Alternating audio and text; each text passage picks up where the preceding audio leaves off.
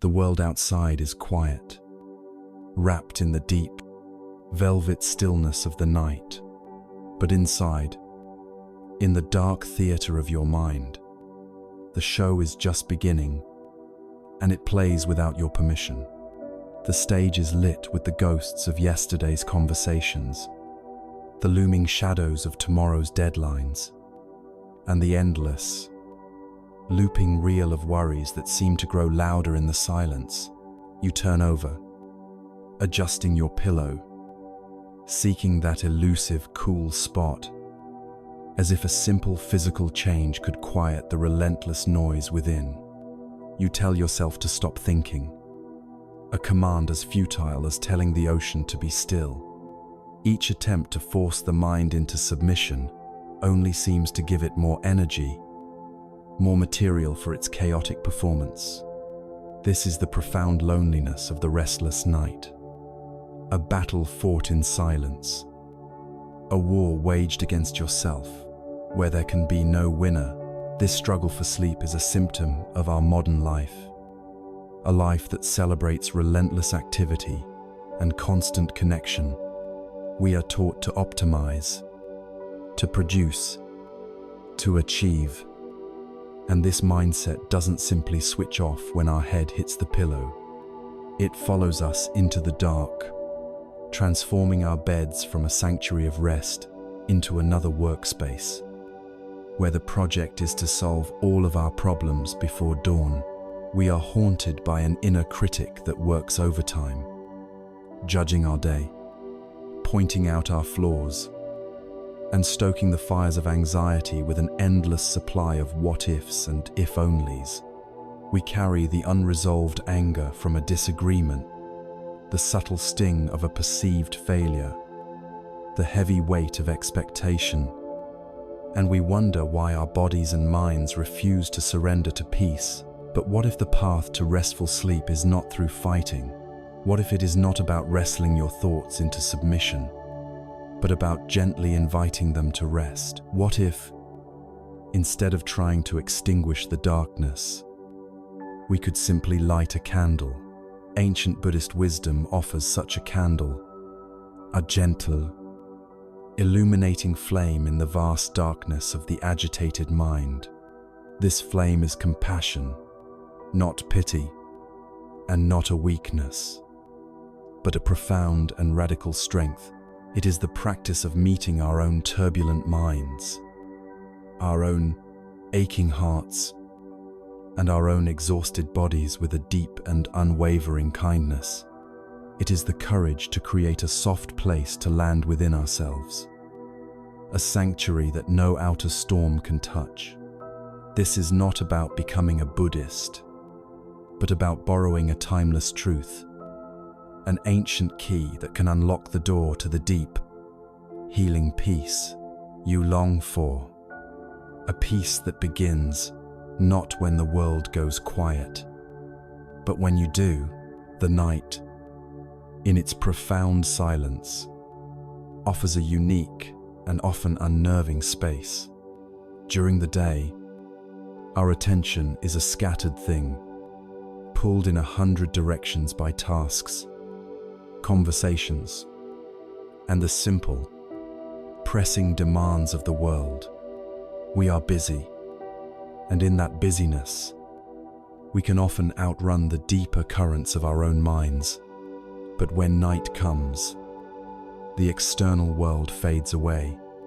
There are no more distractions, no more excuses. We are left alone, in the quiet, with only ourselves for company. And it is here, in this vast and empty stillness, that the theater of the mind opens its doors and begins its command performance. This is the restless mind at midnight, an experience so common to our human condition, yet one that feels so intensely personal and isolating in the lonely hours before dawn. The stage is your own consciousness, and the cast of characters is drawn from the archives of your life. There is the ghost of you from 10 years ago, reenacting a mistake with painful clarity. There is the anxious, trembling specter of you in the future, facing a challenge you feel unprepared for. Minor characters, a stranger who gave you a funny look, a boss whose email was curt, are given starring roles. Their lines repeated and analyzed until they are stripped of all original meaning and imbued with 1,000 imagined ones. The genre of the play shifts without warning. One moment, it is a tragedy, lamenting all that has been lost. The next, a tense thriller, exploring every possible negative outcome for the coming day.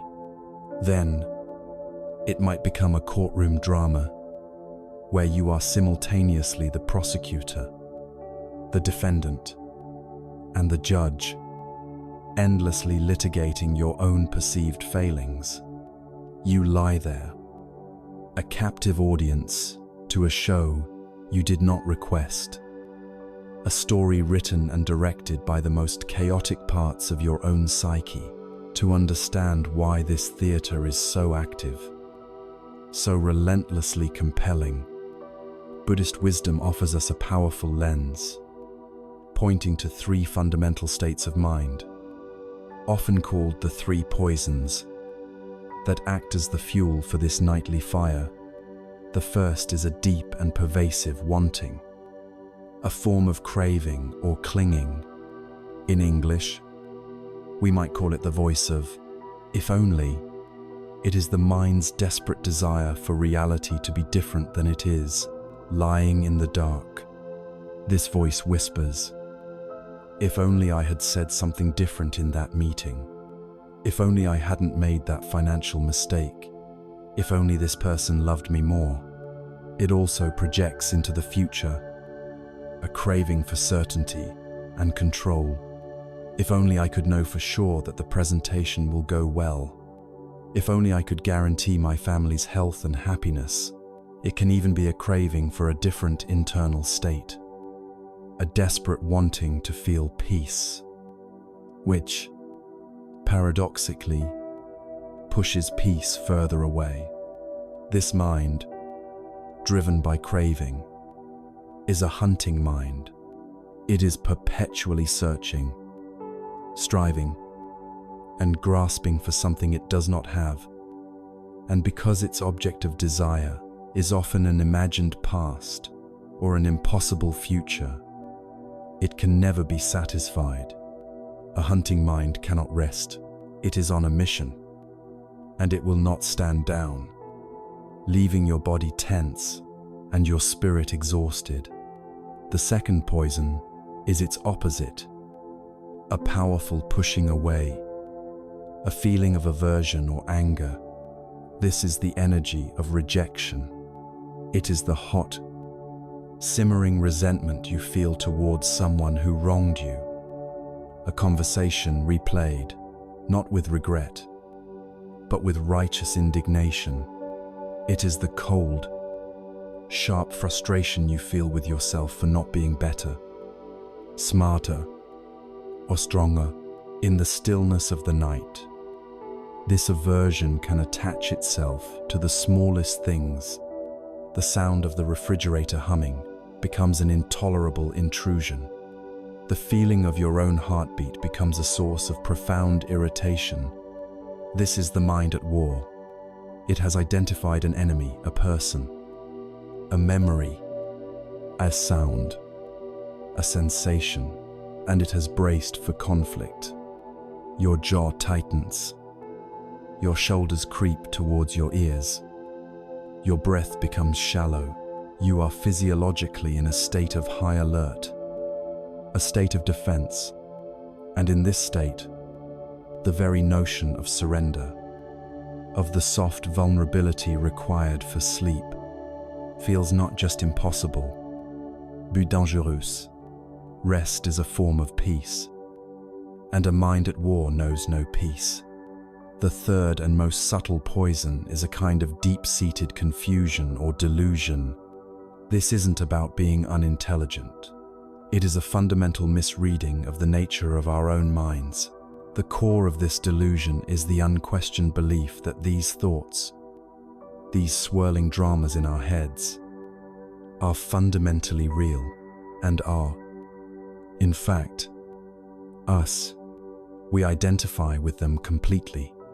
We believe the anxious thought that says we are about to fail. We believe the angry thought that tells us we are a victim. We believe the regretful thought that insists we are permanently flawed.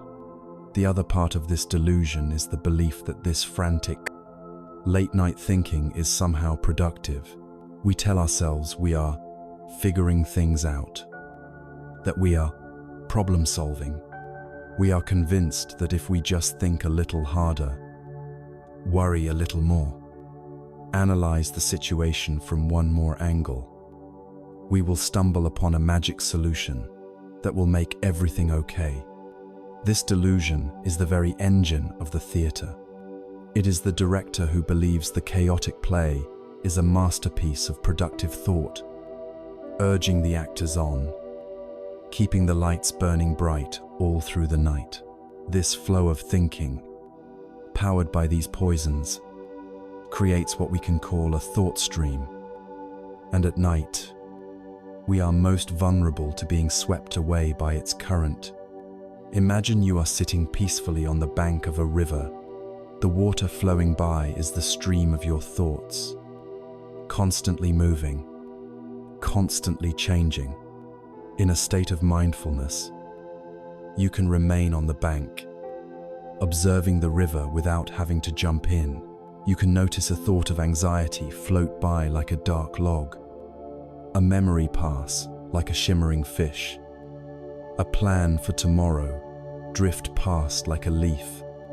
You are aware of them, but you are not in them. At night, however, our awareness is tired. We lose our footing on the bank, and we fall into the river. Suddenly, we are no longer the observer, we are the current itself. We are tossed and turned by the eddies of anxiety, pulled under by the weight of regret, and carried relentlessly towards the waterfall of imagined catastrophe. We lose all perspective. We forget there is even a shore to return to. We are simply lost in the water, believing the river is the only reality that exists. It is here that we must draw a critical distinction, one that can be the first step towards liberation from this nightly struggle. It is the distinction between genuine problem-solving and its toxic, circular cousin, rumination. Problem-solving is a focused, linear, and constructive process. It identifies a specific issue, explore potentielle solution, weighs their pros and cons, and often culminates in a decision or a plan of action. It feels like it is moving forward. Rumination, on the other hand, is the mind spinning its wheels in the mud. It is circular, repetitive, and abstract. It does not seek solutions. It simply replays the problem over and over again. It asks unanswerable questions. Why did this happen to me? What is wrong with me? It fixates on the feeling of distress itself, amplifying it with each new cycle. The mental activity that happens at 3 in the morning is almost never problem-solving. It is rumination. It is the mind chewing on its own pain, not to digest it, but simply to re-experience its bitter taste. Recognizing this, naming it for what it is, this is not helping. This is rumination can be a moment of profound awakening, the first glimmer of a path out of the cycle. There is an old story that illustrates this predicament perfectly. A man, seeking perfect peace, went to a small, beautiful lake high in the mountains. He sat by its edge, but was disturbed to see that the surface of the water was covered in ripples. Stirred by a gentle breeze, his reflection was distorted, and the sky's image was shattered into 1,000 pieces. determined to find stillness. He decided he must flatten the water. It took a large, flat paddle and began slapping at the ripples, trying to smooth them out. But of course, every time his paddle struck the water, it created even more waves, more chaos. The more frantically he slapped, the more agitated the lake became. Frustrated and exhausted, he finally gave up. He threw the paddle down, collapsed onto the shore, and simply watched. He did nothing, and as he sat there, doing nothing, the breeze died down, and the lake, all by itself, without any effort from him, slowly began to settle. The ripples subsided, the turbulence ceased, and soon the surface became a perfect, unbroken mirror, reflecting the vast, quiet sky above. We, in our restless nights, are that man. The lake is our mind, the ripples are our thoughts, and our desperate, frantic efforts to stop thinking, to fight our anxiety, to force our minds into submission, are the paddle striking the water. We are inadvertently creating the very disturbance we so desperately wish to escape. The story points to a radical and counterintuitive truth. The way to stillness is not through more effort, but through a profound and gentle release of it. But how if fighting is not the answer? What is? We have now seen the enemy. We have explored the anatomy of our own restless mind. To counter it, we need a different kind of tool, not a weapon of war, but an instrument of healing. We need to learn an entirely new approach, one that can hold all of this turbulence with a strength that does not fight, but embraces that strength, that gentle, unwavering power. Is compassion. Having journeyed through the chaotic, sleepless theater of the mind, we have arrived at a diagnosis. We see the restlessness. We understand the poisons of craving and aversion that fuel it. And we recognize the futility of fighting it with force. We have reached the edge of that turbulent lake and finally put down the paddle. The proposed solution, the gentle candle to be lit in the darkness, is compassion. But this word, compassion, is one we hear so often that its true meaning can become diluted. Like a pebble smoothed into featurelessness by the endless flow of conversation, we associate it with being nice, with soft-spokenness, with a vague sense of goodwill. But in the deep, practical wisdom of the Buddhist path, compassion, or karuna, is something far more precise, more powerful, and more transformative.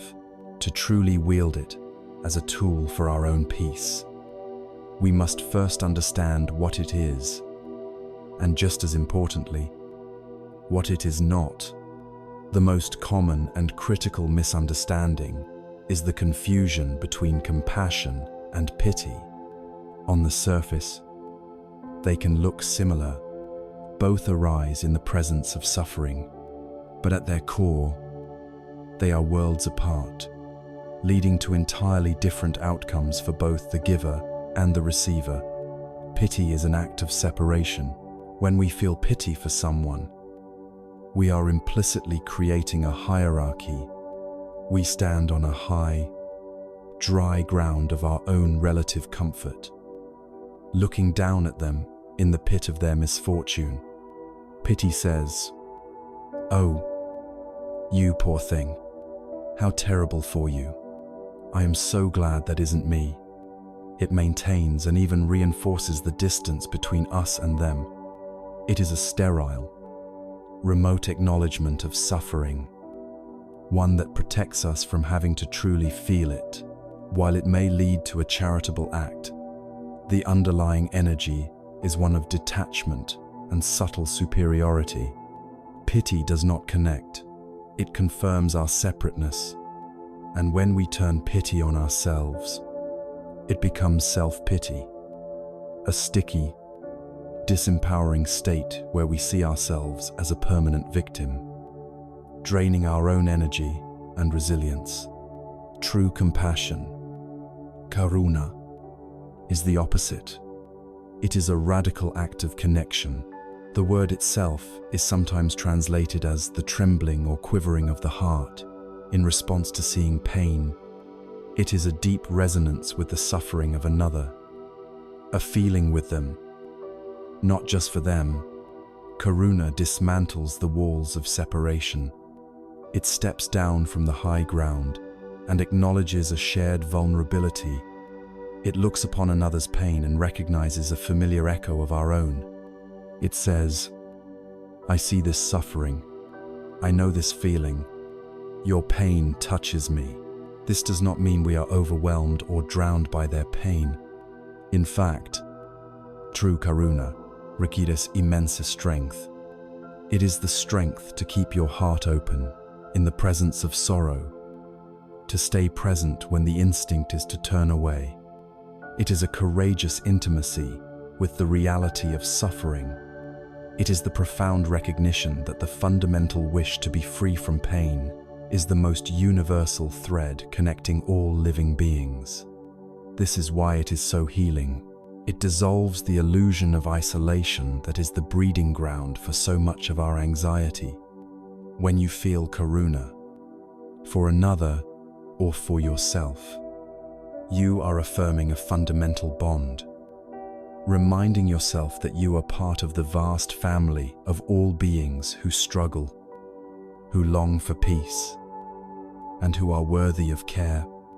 In the Buddhist teachings, karuna is not a standalone virtue, but one of 4 sublime states of mind, known as the Brahmaviharas, or the divine abodes. To think of them as abodes is a beautiful and helpful analogy. They are not fleeting emotions we chase, but spacious, beautiful homes for the heart, places we can learn to live and rest within. Alongside karuna, there is metta, or loving kindness, which is the sincere wish for all beings to be happy and well. There is mudita, or appreciative joy, which is the ability to feel genuine happiness at the success and good fortune of others. And there is upekkha, or equanimity, which is the balanced, unshakable peace of a mind that can remain steady amidst the inevitable ups and downs of life. Karuna, compassion, takes its place within this family of qualities. It is the heart's response specifically to the reality of suffering.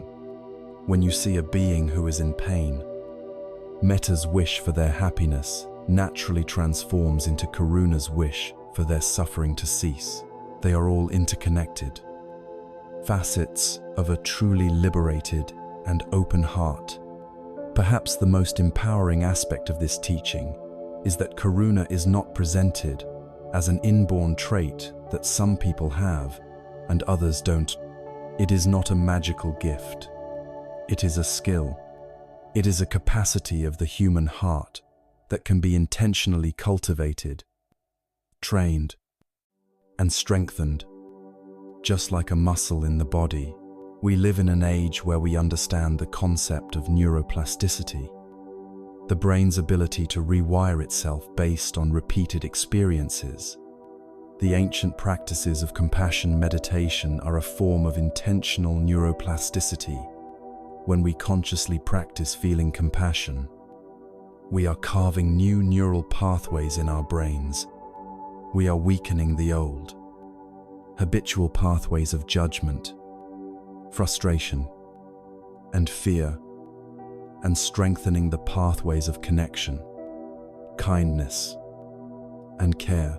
At first, this practice might feel artificial or clumsy, like learning the scales on a piano.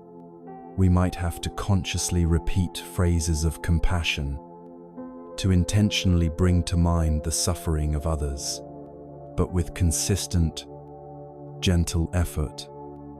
Something remarkable happens. The practice begins to take root. The heart softens. Our first, reflexiva response to difficulty, in ourselves or in others, begins to shift from irritation to understanding, from judgment to care. We become, in essence, more skilled at love. This training, however, depends on one crucial prerequisite: a willingness to gently turn towards suffering, rather than constantly turning away. Compassion cannot grow in a heart that denies the existence of pain. We are masters of avoidance. We distract ourselves with entertainment, numb ourselves with substances, and busy ourselves with tasks, all to avoid feeling the discomfort of our own anxiety, grief, or inadequacy. But Karuna asks for a gentle courage. It asks us to acknowledge that suffering in Pali, dukkha, is a fundamental, unavoidable part of life. It is not a sign that something has gone wrong. It is simply the nature of existence. Acknowledging this truth is not morbid or pessimistic. It is profoundly liberating. When we can accept that pain is a part of the deal, we stop fighting it so fiercely, and in that space of acceptance, we can begin to hold it with tenderness. It is the grit of suffering that creates the pearl of compassion. When you allow yourself to feel the sting of your own loneliness, you unlock the ability to have true compassion for anyone who is lonely. When you have the courage to face your own fear, you can meet the fear in others with genuine empathy, not with platitudes. This shared humanity, this recognition of our common fragility, is the fertile soil in which the seed of Karuna grows into a mighty, sheltering tree. There is a powerful story from the life of the Buddha that illustrates the nature of Karuna in action. In his community of monks, there was one who fell gravely ill with a disfiguring and foul-smelling disease. His fellow monks, out of disgust and perhaps fear of contagion, neglected him completely.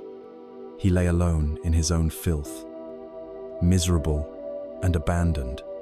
Hearing of this, the Buddha went to the sick monk's dwelling.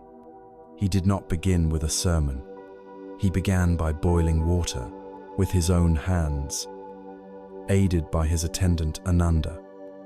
The Buddha gently washed the sick monk's body, cleaning his sores and changing his soiled robes. He cleaned the dwelling, making it fresh and comfortable. Only after he had tended to the monk's physical needs with such intimate, hands-on care did he gather the other monks. He asked them why they had abandoned their brother, and then he spoke a line that has resonated for millennia: "Whoever would tend to me should tend to the sick." In this single act, he taught the entirety of compassion. It is not an abstract ideal. It is embodied. It does not recoil from the unpleasant. It sees the inherent dignity in every being, regardless of their condition. It is practical, present, and does not make distinctions. It sees that caring for the most vulnerable among us is the highest spiritual practice. This, then, is the power we are seeking to invite into our restless nights, not the flimsy weakness of pity, but the resilient, connecting strength of Karuna. It is the capacity to look upon our own anxious, racing mind without judgment. It is the ability to feel the tension in our body and meet it not with more frustration, but with a gentle wish for it to be at ease. It is a strength born of recognizing our shared human condition, and a skill we can cultivate with patient practice. This is the quality of heart that can sit by the turbulent lake of the mind and not feel the need to slap at the water, but to simply let it be, holding it all in a vast, warm, and unwavering embrace. The ideal is beautiful, but the reality of the human heart is often more complicated. What happens when the path to compassion is blocked by a boulder of a different emotion? What do we do when our heart is not trembling with karuna, but is clenched tight in the fist of anger, resentment, or righteous indignation? Before we can fully open our hearts, we must first learn to work with the powerful, fiery energy that so often keeps them closed. We have established a beautiful and powerful intention to meet our restless minds with compassion. We hold this ideal of karuna, the trembling heart that wishes for all beings to be free from suffering. Yet, as we sit in the quiet darkness, another energy often arises, one that feels like the very antithesis of compassion. It is a hard, hot, and rigid force. It is the clenched fist of the heart, the tightened jaw of the mind. It is anger. This anger can be a fiery, explosive rage, or it can be the cold, simmering stone of resentment that sits in our stomach day after day. It can be a loud declaration of injustice, or the quiet, bitter poison of a grudge held for years. And this powerful emotion often acts as a gatekeeper, a formidable guard, standing directly in the path to the peace we seek. To cultivate compassion, we must first understand this guard. And to do that, it helps to see anger for what it often is: a suit of armor we have donned for protection. Imagine you have been wounded. Someone's words have pierced you. Someone's actions have left you feeling vulnerable, betrayed, or diminished. In that moment of pain, anger rushes in. It is like a blacksmith forging a suit of armor around your tender heart. Plate be heavy plate. At first, this armor feels like a gift. It feels like strength. Where you once felt soft and exposed, you now feel hard, impenetrable. The armor deflects further blows. It gives you a sense of power in a situation where you felt powerless. It creates a barrier, a safe distance between you and a world that has proven it can hurt you. And so you wear it, believing it is keeping you safe. You wear it through the next day, and the next. You wear it to work. You wear it in your relationships, and you even wear it to bed. You lie down, encased in this rigid, unyielding metal, and you wonder why you cannot find softness, why you cannot relax, why you cannot feel the gentle comfort of your own bed. The very thing you put on for protection has become your prison. The armor is heavy. It is exhausting to carry.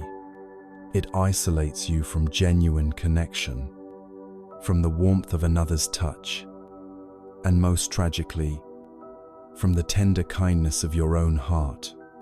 This armor is not just a metaphor. It is a profound physiological reality. Anger is not merely an idea or an attitude. It is an event that commandeers your entire being. When the mind perceives a threat, whether it is a real physical danger or the memory of an insult, it triggers an ancient survival mechanism deep within the brain, the sympathetic nervous system, better known as the fight or flight response. Instantly, your body prepares for battle. A cascade of stress hormones, primarily adrenaline and cortisol, floods your system. Your heart begins to beat faster, pumping blood to your limbs. Your breathing becomes rapid and shallow to maximize oxygen intake. Your muscles tense, ready for action. Your pupils dilate. Your senses sharpen. All focus narrowed down to the perceived enemy. This is a brilliant system for surviving an encounter with a predator in the wild. It is a catastrophic system for trying to fall asleep. Sleep requires the activation of the opposite system, the parasympathetic nervous system, the state of rest and digest. This is the state of safety, of letting go, of surrender. The heart rate slows, the muscles soften, the body begins its vital work of repair and restoration. The two systems are mutually exclusive. You cannot be in a state of rest and a state of war at the same time, holding on to anger, replaying the argument in your head, nursing the grudge, feeding the fires of indignation. All of these mental activities are sending a continuous signal to your body. The threat is still here. Do not stand down. It is not safe to rest. You are essentially holding your foot to the floor on the accelerator of your nervous system while simultaneously wishing the car would glide to a peaceful stop. It is a physiological impossibility. Your body, in its wisdom, is simply obeying the commands of your mind. And as long as the mind is at war, the body will remain on the battlefield, and the sanctuary of sleep will remain a distant, inaccessible territory. If anger is so costly, so exhausting, and so disruptive, why do we cling to it so tenaciously? We must be honest with ourselves and acknowledge that anger has a powerful, seductive quality. It can feel good. In a moment of helplessness, anger provides a jolt of energy and a sense of agency. More than that, it provides a story, a narrative that is intensely compelling because it is so simple. In the complex, messy, and often confusing reality of human relationships, anger offers a clean, sharp blade of certainty. It casts you as the hero, the righteous victim. It casts the other person as the villain. This story is deeply gratifying to the ego. It erases ambiguity. It absolves you of any responsibility or complicity. It feels so much better to be righteously wronged than to be a confused and flawed participant in a difficult dynamic. And so we become attached to this story. We become its author and its most avid reader. We spend our sleepless hours gathering evidence for our case, polishing our arguments, imagining the moment we will deliver our final, devastating verdict. We become addicted to the rush of our own indignation, a story that makes us feel powerful, even as the armor it builds around us cuts us off from life and drains our vital energy. This is where the path of wisdom invites us to make a profound shift in perspective. It asks us to consider letting go of anger not as a moral duty and not as a gift to the person who wronged us, but as a supreme act of compassion for ourselves. It is not about condoning their behavior. It is not about saying what happened was okay. It is about recognizing that the armor is too heavy, the physiological price is too high, and the story of our righteousness is a cage. Letting go is the act of deciding that your own peace, your own health, and your own freedom are more important than your attachment to being right. It is a declaration that you will no longer allow a past event or another person's actions to dictate the climate of your heart and the quality of your own precious rest. It is a choice to prioritize your own well-being over the grim satisfaction of a grudge. There is a simple yet profound teaching of the Buddha that captures this truth perfectly. He said that holding on to anger is like grasping a hot coal with the intent of throwing it at someone else. Imagine this. You see your enemy, and filled with rage, you reach into a fire and pull out a glowing, red-hot ember. You hold it tight in your fist, waiting for the perfect moment to hurl it, to exact your revenge. But while you stand there, waiting, planning, and seething, whose hand is being seared, who is being burned, the answer is undeniable. It is you. The hot coal is your resentment, your bitterness, your replayed arguments, your fantasies of revenge. The other person may be living their life, completely unaware of the torment you are putting yourself through. But you are standing there, hour after hour, burning your own hand, scorching your own heart, your sleepless nights, your agitated mind, your tense and aching body. This is the feeling of being burned by the coal you refuse to drop. Understanding this, truly taking it in, is the first step toward freedom. It is the moment we look down at our own blistered hand and realize our strategy has been flawed from the very beginning. We see that the armor is a prison and the hot coal is self-inflicted torture. The desire to drop it is no longer a moral calculation. It is a cry of instinct, a deep and intelligent longing for relief.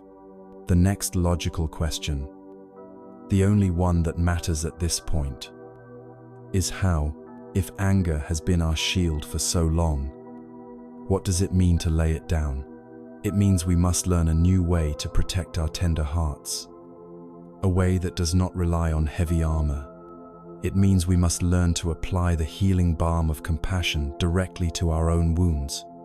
And so, our journey must now turn inward, to the most difficult yet most essential target of all ourselves. We have examined the destructive nature of anger, seeing it as a heavy suit of armor and a hot coal that burns our own hand. We have made the intelligent and liberating decision that we wish to set it down. But what do we pick up in its place? The answer we have proposed is compassion. And now we arrive at the most crucial and often the most resisted step in our entire journey. Before we can hope to extend genuine, sustainable compassion to our families, our friends, or to a world in need of healing, we must first learn to direct it toward the one person who has been with us through every single moment of our existence, the one person who is the sole audience to our most secret thoughts, fears, and sorrows. We must turn the warm light of compassion inward. We must make ourselves the first target. This idea can feel deeply counterintuitive, even selfish, in a culture that often values self-criticism as a motivator and self-sacrifice as a virtue. To see the truth of this, consider a simple experiment. Imagine a dear friend comes to you, their heart broken. They have made a significant mistake at work, and they feel like a complete failure. What would you say to them? The words would likely flow easily. You would be gentle. You would be reassuring. You would remind them of their inherent goodness and their many strengths. You would tell them that one mistake does not define them, that everyone stumbles, and that this is an opportunity to learn and grow. Your tone would be one of unwavering warmth and support. Now, recall the last time you made a similar mistake. What was the tone of your own internal dialogue? For most of us, the voice is not that of a wise and loving friend. It is the voice of a harsh, relentless critic. It calls us names: stupid, incompetent, worthless. It replays the mistake in a painful loop, piling on shame and judgment. We become our own worst enemy, treating ourselves with a level of cruelty we would never dream of inflicting upon another human being. This is the paradox we live with, and it is the source of so much of our inner turmoil. The practice of self-compassion is the conscious and courageous act of closing this gap, of learning to treat ourselves with the same kindness, care, and understanding that we would offer to a cherished friend.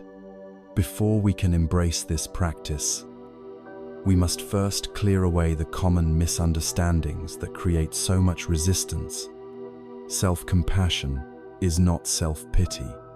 Self-pity is a passive and isolating state. It's the voice that says, "Poor me," that gets stuck in the narrative of victimhood, that sees our problems as unique and insurmountable. Self-pity drains our energy and makes us feel helpless. Self-compassion, on the other hand, is an active and connecting force. It acknowledges the pain fully. Wow, this really hurts, without getting lost in the dramatic storyline. It is a gesture of active care, a way of soothing and supporting ourselves so that we have the strength to face the difficulty. Self-pity collapses us, while self-compassion builds our resilience. Nor is self-compassion a form of self-indulgence. This is a common fear, particularly for those who have used self-criticism as a primary motivator. We worry that if we stop beating ourselves up, we will become lazy and complacent, that we will let ourselves off the hook and never accomplish anything. But this confuses compassion with indulgence. Self-indulgence is often about chasing short-term pleasure to escape or avoid long-term pain. It's about eating the entire tub of ice cream when what our body really needs is a nourishing meal. True self-compassion, however, is deeply invested in our long-term well-being. It asks the question, what is genuinely good for me right now? Sometimes, the compassionate answer is to allow ourselves to rest. At other times, the most compassionate action is to do something difficult, to get up and exercise, to have a necessary but uncomfortable conversation, to sit down and face the work we have been avoiding. Self-compassion is not about letting ourselves get away with everything. It is about cultivating the inner conditions of safety and support that allow us to become our best and healthiest selves. So what does this practice actually look like? The researcher, Kristin Neff, who has done so much to bring this concept into Western psychology, identifies three core components. These can be seen as three pillars that, when practiced together, create a stable and powerful foundation for inner peace. The first pillar is self-kindness, which stands in direct opposition to our habit of self-judgment. It is the simple, radical act of being warm and understanding with ourselves when we are suffering, failing, or feeling inadequate. It is about consciously changing the tone of our inner voice. Instead of the harsh drill sergeant shouting at us for our imperfections, we cultivate the voice of a wise and gentle mentor. It means that when you lie awake at night, feeling anxious, instead of berating yourself for being unable to sleep, you might gently place a hand on your heart and whisper, "It's okay. I know this is hard. I am here with you." It is a simple shift from aggression to gentleness, from criticism to care. The second pillar is a sense of common humanity, which counters the powerful tendency toward isolation. When something goes wrong in our lives, our first instinct is often to feel that we are the only one. I am the only one who has failed this badly. I am the only person this anxious. No one could possibly understand. This feeling of separation is a core feature of suffering. The practice of common humanity involves actively reminding ourselves that suffering and imperfection are not personal failings. They are an intrinsic part of the shared human experience. To be human is to be vulnerable, to make mistakes, to get sick, to lose loved ones, and to feel pain. When you fail, you are not being singled out. You are, in that moment, being initiated into the vast and ancient club of humanity. Instead of thinking, "Why me?" the compassionate response becomes, this too. This is a part of it. This is what it feels like for a human being to go through this. This realization is profoundly healing. It takes our personal, isolating pain and connects it to the great river of human experience, instantly making the burden feel lighter. The third pillar is mindfulness, which stands in opposition to over-identification. As we have seen, the restless mind loves to take a single negative feeling or thought and inflate it until it becomes our entire reality. We don't just feel sad, we are sad. We don't just have an anxious thought, we are anxiety, mindfulness. In this context, is the practice of holding our experiences in a balanced, spacious awareness. It allows us to acknowledge our pain without being swept away by it. We can observe our thoughts and feelings without judgment, recognizing them as transient mental events rather than the absolute truth of who we are. We can say to ourselves, "There is a feeling of great sadness present," which is very different from saying, "I am a sad person." This mindful space allows us to hold our own pain with a gentle, steady presence, much like a loving parent holding a crying child. We don't deny the child's tears, nor do we get hysterical ourselves. We simply provide a calm, loving space for the tears to be what they are. These three pillars are the foundation of a compassionate life, and it is a foundation we must build for ourselves first. We cannot pour from an empty cup. If our own inner world is a landscape of harsh judgment and self-criticism, any kindness we try to offer to others will be strained and unsustainable. It is only when we have filled our own well with the nourishing waters of self-compassion that we have an authentic, overflowing abundance to share. This is not selfish. It is the necessary prerequisite for a genuinely generous life. The story of Kisa Gotami and the mustard seed beautifully illustrates this journey, particularly the discovery of common humanity. Kisa Gotami was a young mother in the time of the Buddha whose first and only child had died, consumed by an unbearable, isolating grief. She refused to accept the death. She carried the small, lifeless body through her village, going from house to house, desperately seeking medicine that could bring her son back. People saw her as mad, lost in her sorrow. Finally, someone directed her to the Buddha. He listened to her with great tenderness and did not dismiss her plea. Instead, he gave her a task. "Go," he said, "and bring me back a single mustard seed from a house where no one has ever died." Filled with a desperate hope, Kisa Gotami began her search. At the first house, a kind woman said, "Of course, I have mustard seeds." But when Kisa Gotami asked her crucial question, the woman's face fell.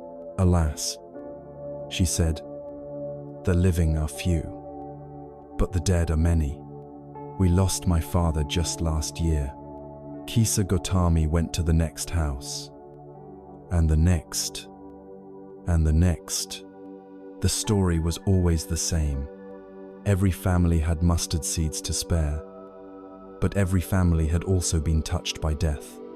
One had lost a husband, another, a sister, another, a child. As she went from door to door, a profound transformation began to occur. Her frantic, personal, isolating grief began to soften and expand. She was not finding the magic cure she sought, but she was discovering something far more profound. She was not alone. Her pain was not a singular curse. It was a thread in the vast, intricate tapestry of human existence.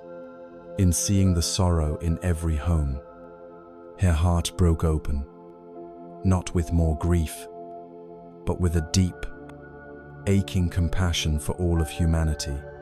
She returned to the Buddha without the mustard seed, but with a heart that had been awakened to the truth of our shared condition. This is the gift of self-compassion. It is the journey Kisa Gotami took, a journey from the tight, lonely prison of personal suffering to the wide, open landscape of our common humanity. It is the beginning of true peace. And now that we have turned this gentle light inward, we are better equipped to face what we find there, not as a judge, but as a friend. Specifically, we can now begin to work with that loud, persistent voice that has caused so much of our suffering, the inner critic. We have turned the warm, illuminating light of compassion inward, establishing a foundational kindness for ourselves. This is a monumental step, creating a safe harbor within our own hearts. But as we sit in this newfound space of self-acceptance, we will almost certainly hear a familiar, discordant voice rising in protest.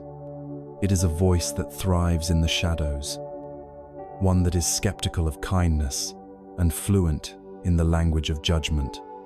This is the voice of the inner critic. For many of us, this voice is so constant, so pervasive, that we don't even recognize it as a distinct entity. We mistake its harsh pronouncements for the undeniable truth. It is the narrator of our insecurities, the judge who presides over the courtroom of our mind, and the tireless ghostwriter of our most painful stories about ourselves. Learning to sleep peacefully, to live peacefully, requires that we learn to relate to this powerful inner voice in a new way, not by trying to violently silence it, but by learning to befriend it. The first step in this process is simply to see the critic clearly, to distinguish its voice from our own authentic awareness. Give it a name. If that helps, the judge, the taskmaster, the perfectionist, the saboteur. This simple act of naming begins to create a sliver of space. We can start to notice its signature moves. The critic often speaks in absolutes, using words like always and never. You always mess things up. You will never be good enough.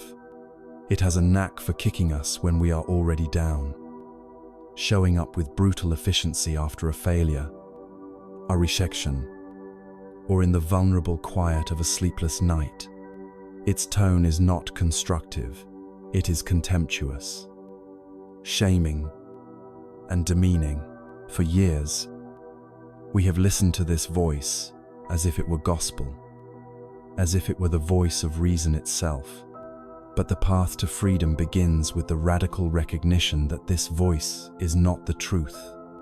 It is a recording, a deeply ingrained mental habit, and one that we can begin to change our relationship with the critic. We must become archaeologists of our own minds, gently digging to understand where this voice came from. It did not appear from nowhere. For most of us, the critic is an echo, a psychic inheritance. It may be the internalized voice of a critical parent or a demanding teacher who believed that harshness was the only way to motivate. It might be the voice of societal pressure, the relentless messaging that we must be thinner, richer, more successful, more productive. It could be the voice of past trauma, a protective part of us that decided we must become perfect to avoid ever being hurt again. The point of this exploration is not to lay blame, but to understand. When we see that the critic is a product of our conditioning, its power begins to diminish. we realize we are not listening to an objective arbiter of reality. We are listening to a very old, very tired, and very limited recording from the past. This leads to the most transformative insight of all regarding the inner critic. Beneath its layers of cruelty and judgment, the critic has a positive, albeit misguided, intention. The critic is, in its own distorted way, trying to protect you. It attacks you before anyone else can, believing its internal preemptive strike will somehow soften the blow of external criticism. It shames you for past mistakes in a desperate attempt to ensure you never make a similar mistake that could lead to public failure or rejection. It pushes you relentlessly towards perfection because it believes that if you can just become flawless, you will finally be safe, loved, and beyond reproach. The inner critic is like an overzealous, deeply anxious security guard. It sees threats everywhere and screams at the top of its lungs to keep you away from any perceived danger. Its methods are painful, counterproductive, and cause immense suffering, but its root motivation springs from a primal fear for your survival and well-being. Seeing the critic not as a malicious monster, but as a misguided protector, changes everything. It allows us to shift from a stance of hatred and conflict to one of curiosity and even compassion. We can't befriend a monster, but we can try to understand and soothe a terrified guard. With this new understanding, we can begin the practice of mindful listening. The old habit is to do one of two things when the critic attacks. Either we believe it completely and spiral into shame, or we try to fight it, arguing with it and berating ourselves for having such thoughts. Both are losing strategies. The new way is to simply notice the voice when it arises. You can say to yourself, "There is the critic. I hear you." You don't have to engage with the content of its message. You simply acknowledge its presence. You listen to it rather than listening from it. You can observe its tone, its choice of words, the feelings it creates in your body, a tightness in the chest, a pit in the stomach. You observe it all with the detached curiosity of a scientist. In doing this, you are stepping out of the role of the accused and into the role of the calm, spacious witness.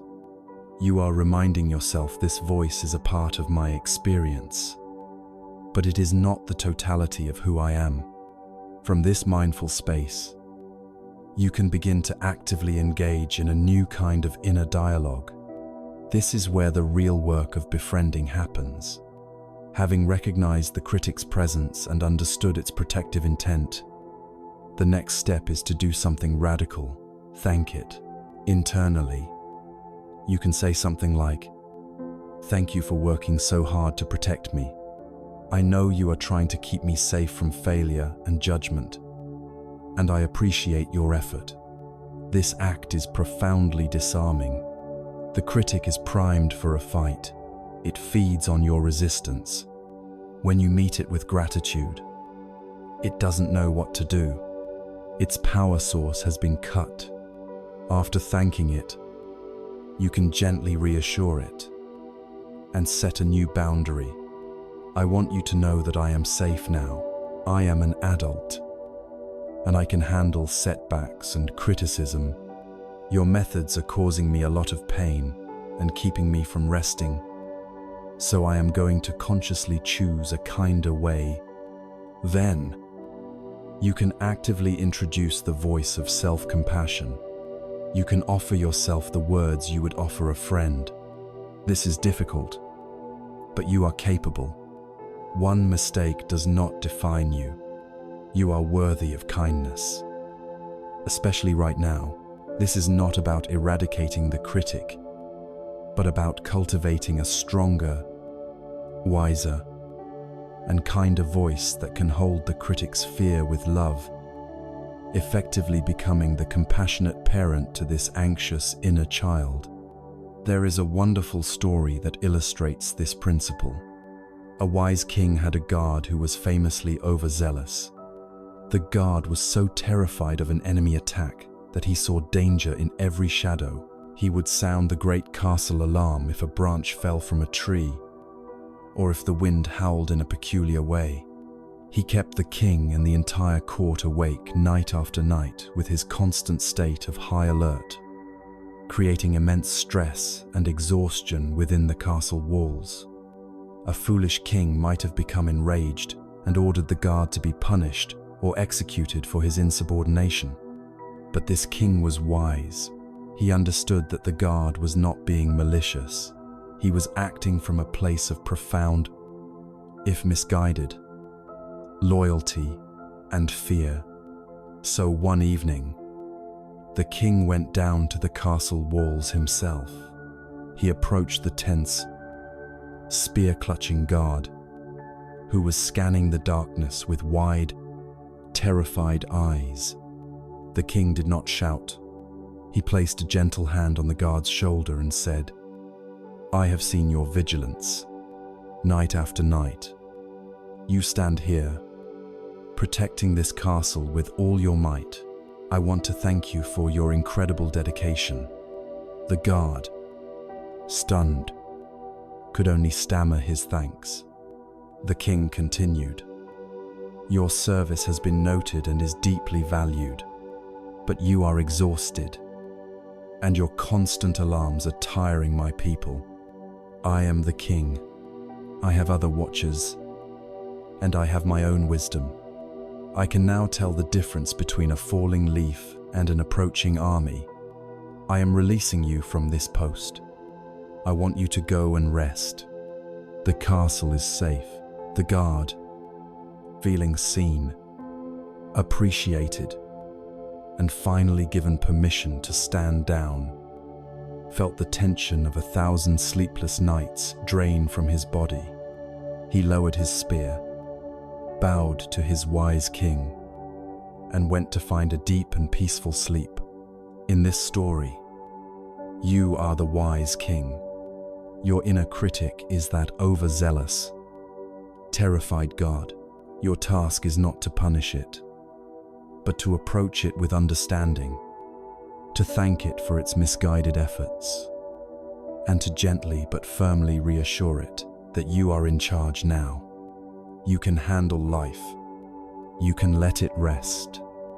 Every time you choose to meet your inner critic with this wise, compassionate authority, you are teaching it that safety does not come from harshness, but from a calm and loving presence. The critic's voice may not disappear overnight, but it will begin to lose its volume, its power, and its grip on your peace. Its desperate warnings are often fueled by the ghosts of the past, the mistakes and regrets it is terrified you will repeat. And so, to truly soothe this guard, we must now turn and face those ghosts directly, not with fear, but with the liberating power of forgiveness. Having begun the delicate process of befriending our inner critic, we notice a crucial fact: the critic's favorite source of fuel, its most potent ammunition, is the past. It is a master historian of our every failure, every embarrassing moment, every regrettable decision. It projects these old films onto the screen of our minds, especially in the quiet of the night, convincing us that who we were then is who we are now, and who we will always be. To truly bring peace to our inner world, and to pacify the anxious guard of the critic, we must now turn our attention to its arsenal. We must learn to address the ghosts of our past, not by fighting them or hiding from them, but by meeting them with the profound and liberating power of self-forgiveness.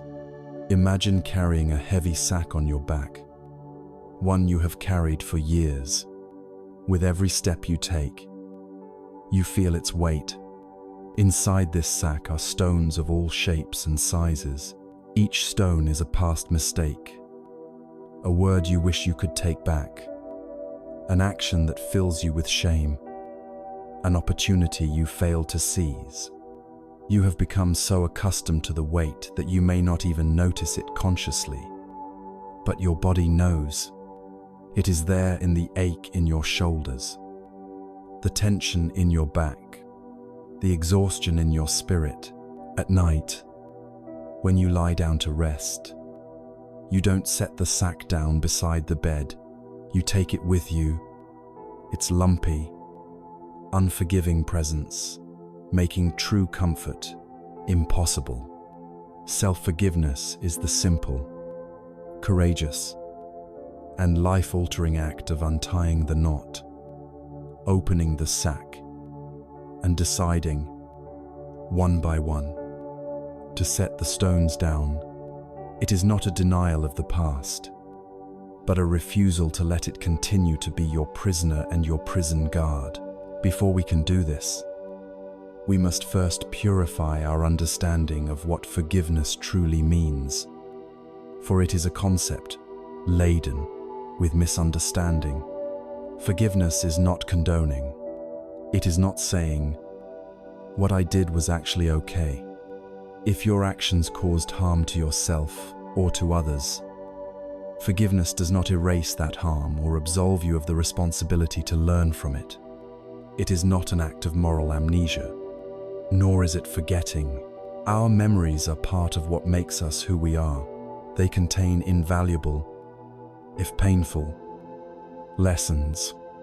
Forgiveness is not about deleting the file, but about changing its power over you.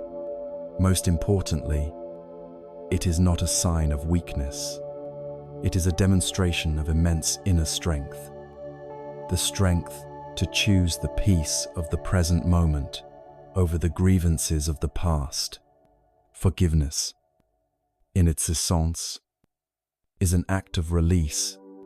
It is the decision to stop the endless cycle of self-punishment. It is a compassionate declaration that your past self, who made that mistake, no longer has the power to hold your present self hostage. It is cutting the cord and allowing yourself to be free. This freedom becomes possible when we cultivate a more compassionate perspective on the person who committed the act we so regret ourselves. We look back with the wisdom and experience we have now, and we judge our past self by this impossibly high standard. But that person, the you of 5, 10, or 20 years ago, did not have the wisdom you have today. Why? Because the wisdom you have today was forged in the very fire of the mistake you are judging. That past self acted with the level of awareness, the emotional maturity, and the resources they possessed at that moment. They were likely operating from a place of fear, of ignorance, of unresolved pain, or of deep conditioning. They did the best they could with who they were then. This is not an excuse. It is an explanation, and it is an explanation that opens the door to compassion. You can begin to see that past self not as a villain to be condemned, but as a limited, struggling human being who was also deserving of kindness. A person who was trying their best and, like all humans, sometimes failed spectacularly. With this compassionate understanding as our ground, we can engage in a simple, internal ritual of forgiveness. This is something you can do at any time, but it is particularly powerful at night, as a way of clearing the slate before sleep. It involves 3 steps. The first step is the acknowledgement, without shame or judgment, but with clear-eyed honesty. You state the truth of what happened. You might say to yourself, I acknowledge that I acted in a way that caused pain. I spoke words that were unkind. I made a decision out of fear that had negative consequences. I accept the reality of this. In this step, you are not wallowing, but simply honoring the truth. You are turning on the light in the room, rather than pretending the mess isn't there. The second step is the compassion. This is where you consciously offer yourself the kindness you deserve. Connect with the principle of common humanity, reminding yourself that to be human is to be imperfect. You might say, "At that time, I did not have the understanding I have now. I was acting from a place of my own suffering. Making mistakes is part of the human journey." Then, you turn that compassion directly into an act of forgiveness. Speaking gently to yourself, you can say, "For the pain this has caused, and for the heavy burden I have forced myself to carry for so long, I forgive myself. I release myself from this prison of self-punishment. I am worthy of peace." Feel the sincerity of these words. Let them land in your heart. The third and final step is the release. This step transforms regret into forward-moving wisdom. It is a commitment to learn from the past, rather than remain chained to it. You can set a new intention, saying, "Having learned from this painful experience, I make a clear intention to act with more wisdom, more courage, and more kindness in the future. I choose to use this lesson to become a better person. And now, I lovingly release this burden." As you say this, you can use a physical gesture, such as opening your hands with palms facing up, as a symbol of letting the heavy stone go. You are not discarding the lesson, but you are setting down the weight. This entire dynamic is captured perfectly in one of the most beloved Zen stories. Two monks, a senior and a junior, were on a long journey. Their monastic vows were very strict, and one of them forbade any physical contact with women. They arrived at a river where the current was strong and the banks were thick with mud. A young woman in beautiful clothes stood there, distressed, unable to cross without ruining her finery. Without a moment's hesitation, the senior monk walked up to her, hoisted her onto his shoulders, carried her across the turbulent water, and gently set her down on the other side. He then continued his journey as if nothing had happened. The junior monk was utterly aghast. He was speechless with shock and indignation. For the next several hours, as they walked in silence, he seethed. He replayed the scene in his mind, building his case, fuming at his master's blatant transgression. His mind was a storm of judgment. Finally, unable to bear it a moment longer, he burst out, "Brother, how could you do that? You know, we are forbidden to even touch a woman.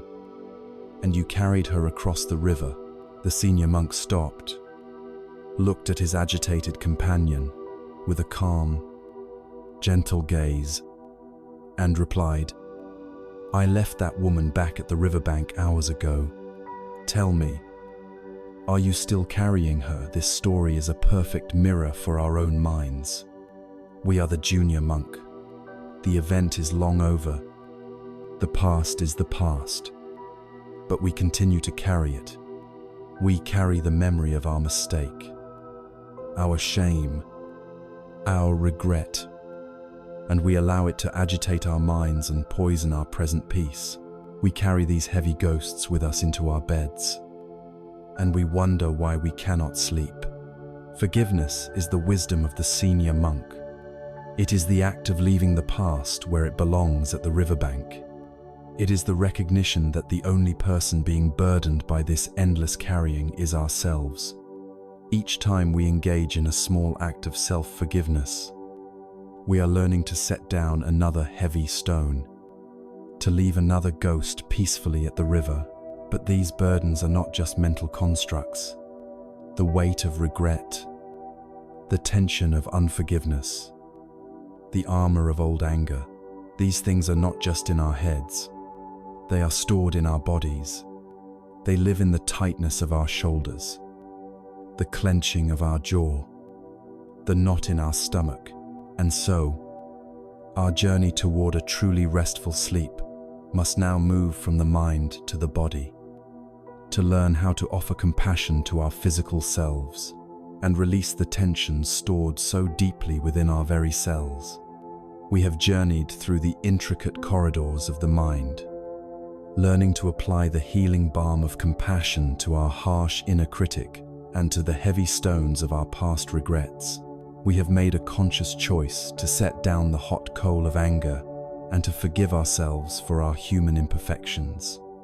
But the story of our suffering, and therefore the path to our peace, is not contained solely within our thoughts and emotions. There is a silent, faithful partner who has been with us through every single moment of this journey, a partner who has absorbed the shock of every sorrow and registered the tension of every fear. That partner is the body. In our modern, mind-obsessed world, we often treat our bodies as vehicles to be piloted, machines to be fueled, or adversaries to be subdued. We live in our heads, disconnected from the subtle, wise language of our physical selves, often ignoring the body completely until it is forced to scream for our attention through pain, illness, or the profound exhaustion of insomnia. The next crucial step on our path to restful sleep is to heal this disconnect, to learn to inhabit our bodies not as masters, but as allies, offering them the same deep and gentle compassion we have been cultivating for our minds. Our bodies are living archives, sensitive, breathing records of our entire life story. The body keeps the score. An old, unresolved grief may not be an active thought, but it may live on as a persistent heaviness in the chest. The chronic, low-grade anxiety about your career may manifest as a perpetually clenched jaw or a tight knot in the pit of your stomach. The immense weight of responsibility you feel for your family is not just a concept, it is the literal, physical tension you carry in your neck and shoulders, day after day. When we lie down at night, this accumulated history does not simply vanish. The body remains on high alert, braced for a threat that is no longer present, still fighting a battle that is long over. Sleeplessness, from this perspective, is not just the mind's refusal to be quiet, it is the body's profound cellular inability to feel safe. It does not trust that it is okay to let go, to surrender, to enter the vulnerable state of rest. Therefore, to invite sleep, we must learn to speak to our bodies in a language they understand, not the language of command, but the language of safety, tenderness, and somatic compassion. Our primary tool for this is a practice known as the body scan, but we will approach this practice with a very specific, compassionate intention. Many of us have tried to force our bodies to relax, commanding a tense shoulder to let go, only to find it clenches even harder in defiance. This is because the intention is still one of control, of fixing a problem. A compassionate body scan is different. Its primary goal is not to change anything at all. The goal is simply to be with your body as it is, to offer every sensation, whether pleasant, unpleasant, or neutral, your warm, friendly, and non-judgmental attention. It is a practice of deep listening, of making friends with your own physical experience. The relaxation that comes is not a goal to be achieved. but a natural byproduct of this kind of gentle, accepting awareness. So, as you prepare for this inner exploration, allow yourself to get comfortable, lying down in a position that feels supportive and at ease. Let your eyes gently close. Begin by bringing your awareness to the simple, physical sensation of your breath. Notice the feeling of the air entering your nostrils, the gentle rise and fall of your chest and belly. You don't need to change your breath in any way. Just let it be your anchor, a home base to which you can return at any time. Now, see if you can gently guide the beam of your awareness all the way down to your feet. Bring a kind, curious attention to the soles of your feet, to your heels resting against the surface beneath you, to each of your toes. You may not feel much at all, and that's perfectly fine.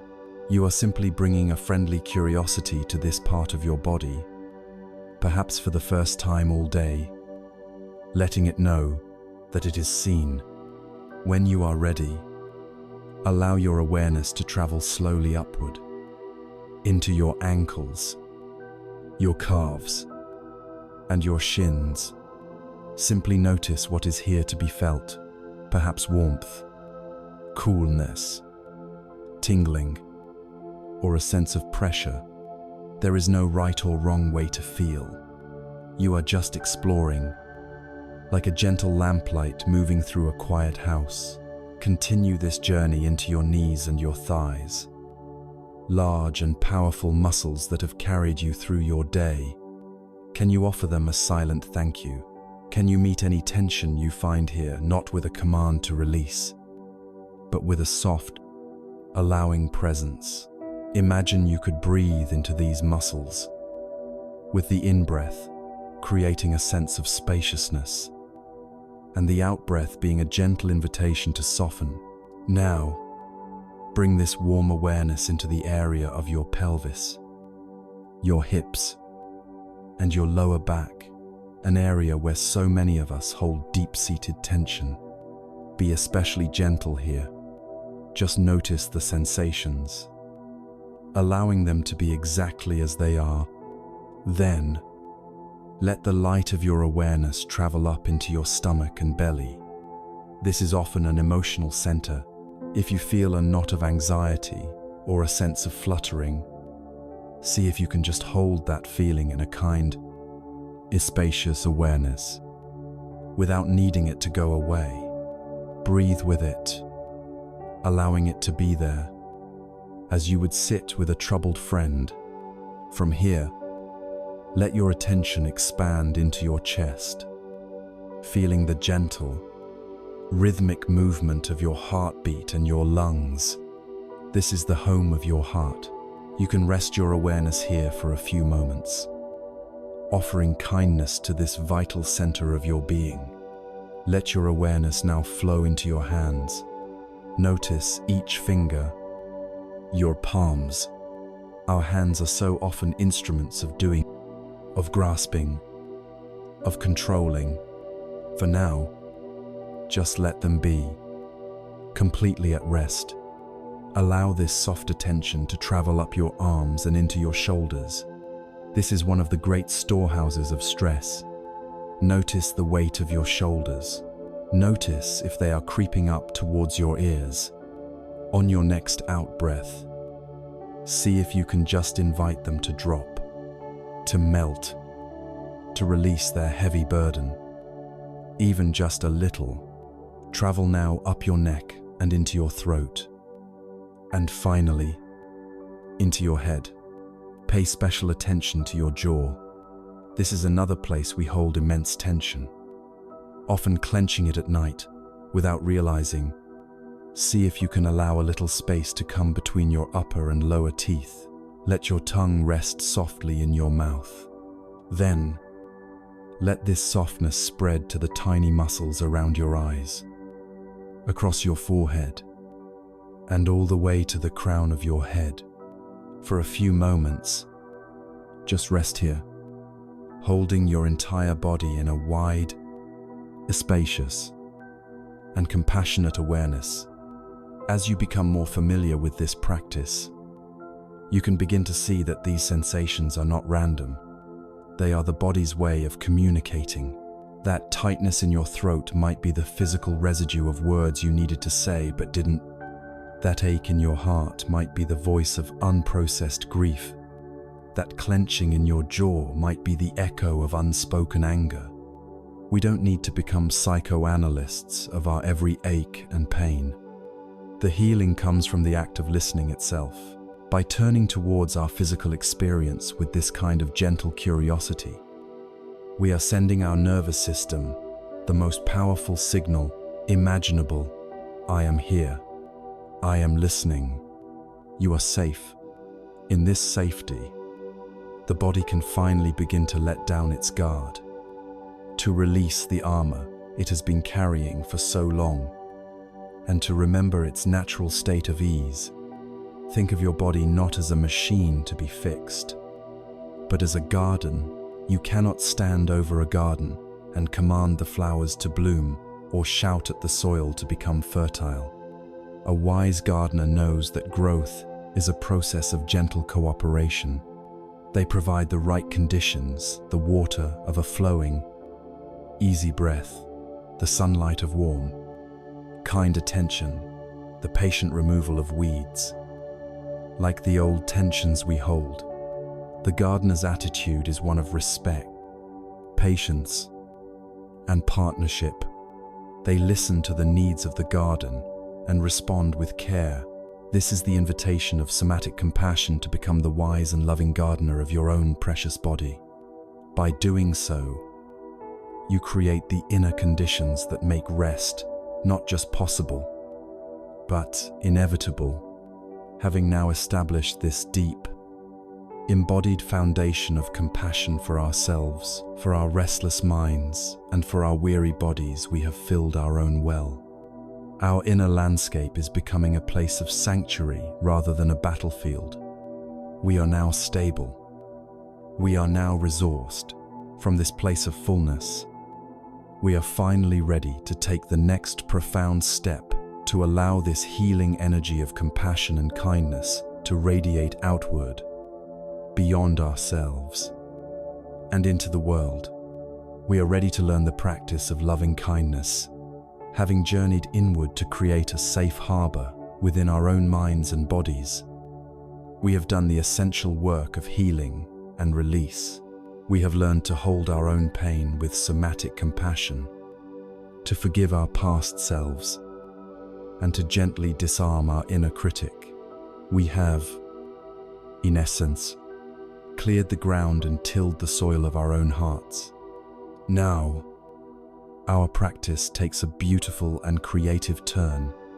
We shift from the work of soothing what is painful to the joyful work of actively cultivating what is beautiful. This is not just about removing the weeds of negativity. It is about intentionally planting and nurturing a garden of radiant, positive qualities. The most powerful seed we can plant in this garden is the seed of metta, a Pali word most often translated as loving kindness. This practice is the heart's affirmative prayer, a way of generating an inner warmth that can transform our inner world and, in turn, our experience of the outer world, paving a smooth and gentle path to sleep. It is important to distinguish metta from its close cousin, karuna, or compassion, which we have already explored. Karuna is the heart's response when it encounters suffering. It is the tender, trembling wish, may you be free from this pain. Metta, on the other hand, is a broader, more unconditional goodwill. It is the sincere wish for happiness and well-being for any being, regardless of whether they are presently suffering or not. If karuna is the gentle hand that soothes a wound, metta is the radiant sunshine that wishes for the entire garden to thrive. It is a boundless friendliness, a universal love that is not dependent on whether someone is our friend whether we find them agreeable or whether they have earned our affection.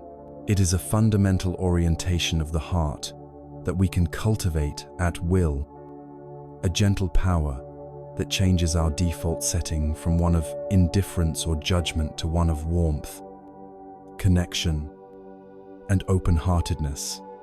The practice of cultivating metta, known as metta bhavana, works through the power of sincere intention and gentle repetition. The mind is a creature of habit. For many of us, through years of conditioning, the habitual pathways of worry, judgment, and fear are deep and well-worn. Like deep grooves in a stone, the mind travels down these paths automatically. The practice of repeating phrases of loving kindness is like intentionally carving new grooves.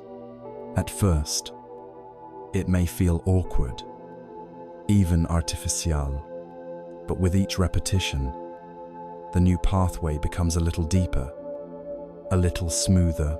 We are consciously rewiring our hearts and minds, training ourselves in the habit of kindness. We are teaching our nervous system that the state of open-hearted warmth is a safe and desirable place to be. Over time, this state of metta becomes our new home, our natural baseline, a source of profound peace that we can carry with us into the night. Let us begin this practice together. Find a comfortable position, one that allows your body to be relaxed and your spine to be upright without being rigid. Let your eyes gently close. Take a few deep, easy breaths, and with each exhale, feel yourself arriving more fully in this present moment. Now, if it feels right for you, you can place a hand over the center of your chest, a gesture of kindness to your own heart. We will begin the practice, as we must always do, with ourselves, for we cannot offer to others what we do not possess. We must first fill our own lamp with the oil of loving kindness. Bring yourself to mind as clearly as you can, and silently, gently, begin to offer yourself these phrases, letting the feeling behind the words be more important than the words themselves. May I be happy. May I be healthy. May I be safe. May I live with ease. Repeat these phrases slowly, like a gentle mantra. May I be happy. May I be healthy. May I be safe. May I live with ease. Don't worry if you don't feel a sudden rush of emotion. Just the sincere offering of the intention is the practice itself. You are planting the seeds. Now, let go of the focus on yourself and bring to mind a benefactor or a dearly loved one. Choose someone for whom you feel an easy, uncomplicated affection, a good friend, a beloved family member, a mentor, or even a cherished pet. Picture them in your mind's eye, perhaps smiling at you. See their inherent goodness, and now, direct the flow of loving kindness toward them, using the same phrases. May you be happy. May you be healthy. May you be safe. May you live with ease.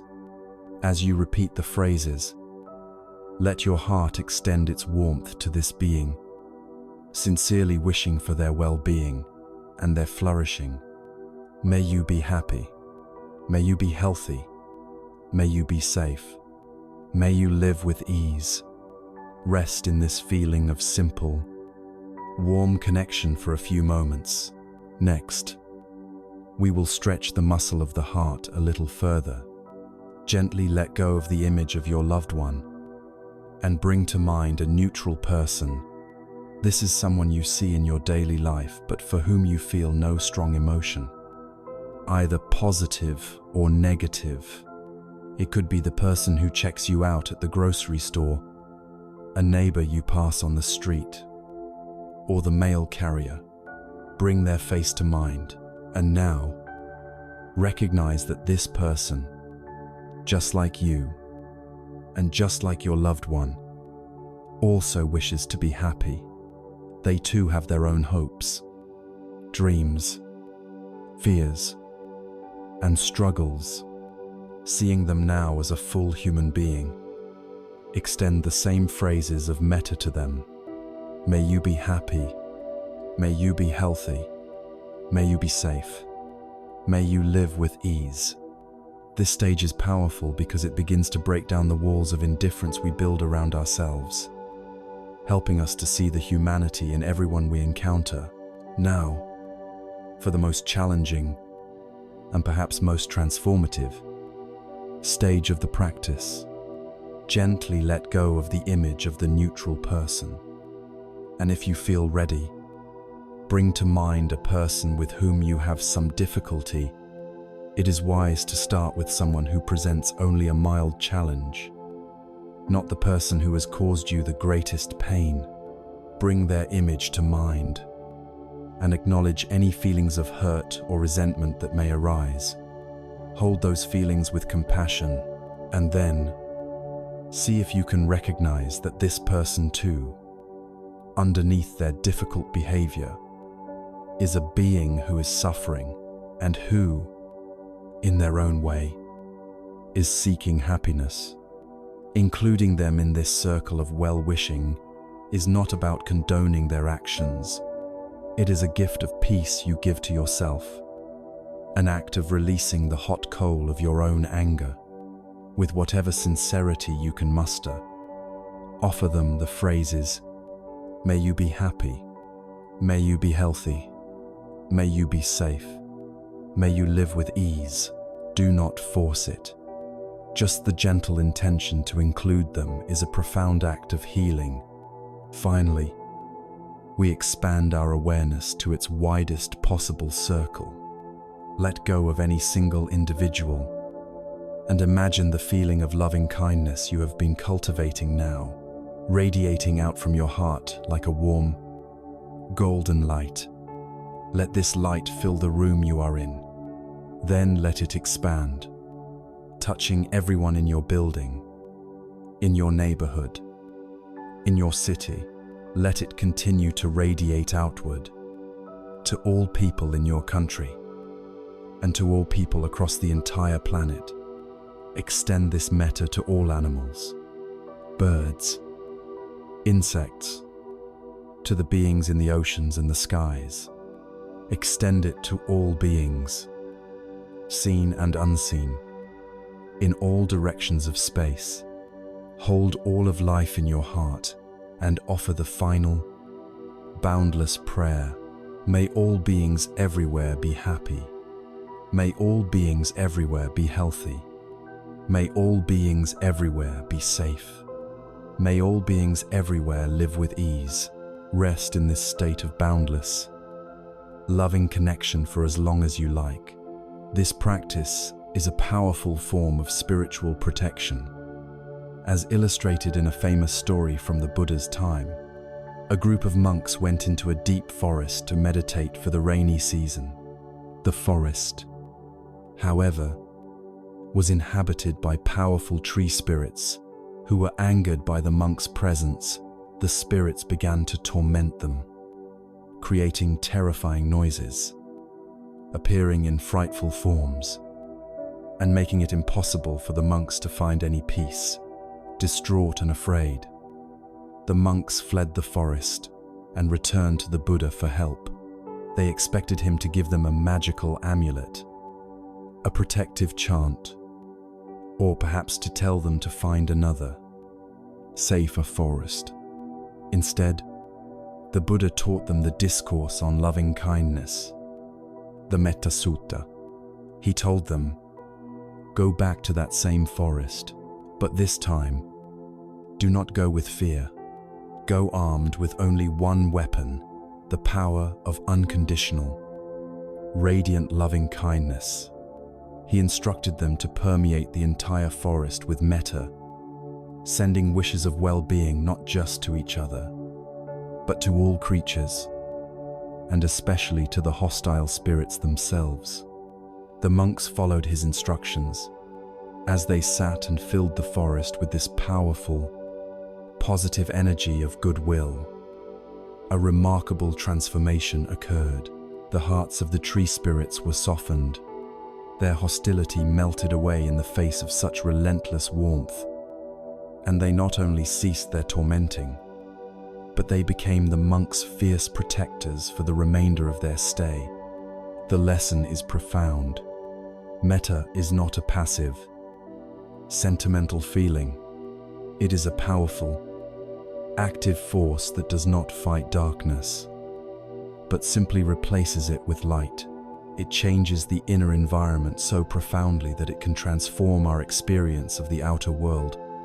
But as we saw in our practice, it is one thing to offer metta to a loved one, and another thing entirely to offer it to someone who has caused us pain. How do we sustain this compassionate heart when faced with the daily reality of difficult people? How do we keep our hearts open when our first instinct is to build a wall? This is the next vital piece of our journey toward a truly peaceful mind. We have opened our hearts to the radiant practice of metta, or loving kindness. We have felt the ease with which this warmth flows towards ourselves and towards those we love. We have stretched our capacity for goodwill to include neutral figures in our lives, recognizing our shared humanity. But inevitably, on this path of the heart, we arrive at a formidable roadblock. We come to the stage of the difficult person. This is the individual whose memory brings a knot to our stomach, whose actions have left a scar on our hearts, whose very name can cause our jaw to tighten and our body to brace for impact. The invitation of our practice is to extend the circle of compassion to include even them, and it is here that many of us feel a powerful, visceral resistance. And this resistance is completely, utterly understandable. Let us be honest. The idea of offering compassion to someone who has hurt us can feel not just difficult, but unjust. It can feel like a betrayal of our own pain. A voice inside us protests. Why should I wish them well? They don't deserve it. They are the ones who are wrong. It can feel like we are letting them off the hook, condoning their harmful behavior. It can even feel dangerous, like we are lowering our defenses and inviting more pain. So the first and most important step in this challenging practice is to honor this resistance. We must acknowledge the validity of our hurt, our anger, and our fear. We do not try to spiritually bypass these authentic feelings.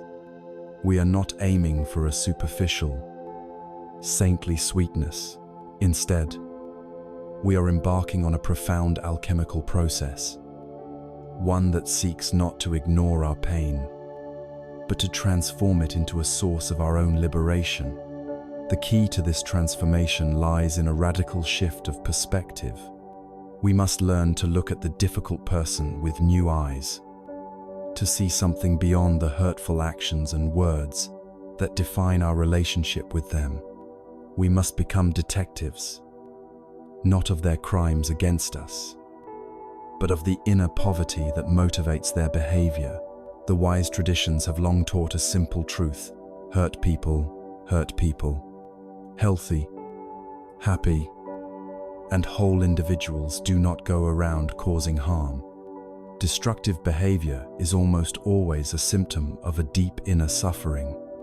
So, we can begin by asking ourselves questions, not to excuse their actions, but to understand the source from which they spring. What fear might be driving this person? What deep-seated insecurity makes them need to assert power over others? What old wound are they carrying that causes them to lash out?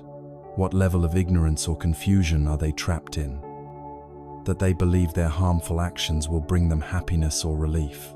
When we begin to look in this way, we start to see not a monster, but a wounded human being. We see not a villain, but someone trapped in the prison of their own mind. Someone caught in the grip of the same poisons of greed, hatred, and delusion that we have seen in ourselves. We may see a frightened child hiding inside the body of an aggressive adult. We may see a person so starved of love that they know only how to create conflict. This does not make the pain they cause disappear, but it changes the nature of our relationship to it. It deprives our anger of its self-righteous fuel. Our heart, instead of being a clenched fist of judgment, can begin to soften with a sliver of understanding. A powerful practice to facilitate this shift is the reflection known as "just like me." You can bring the difficult person to mind, and holding their image gently, you can silently repeat a series of simple, truthful phrases. Just like me, this person is seeking happiness in their life.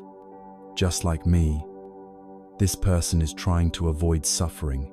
Just like me, this person has known sadness, loneliness, and despair.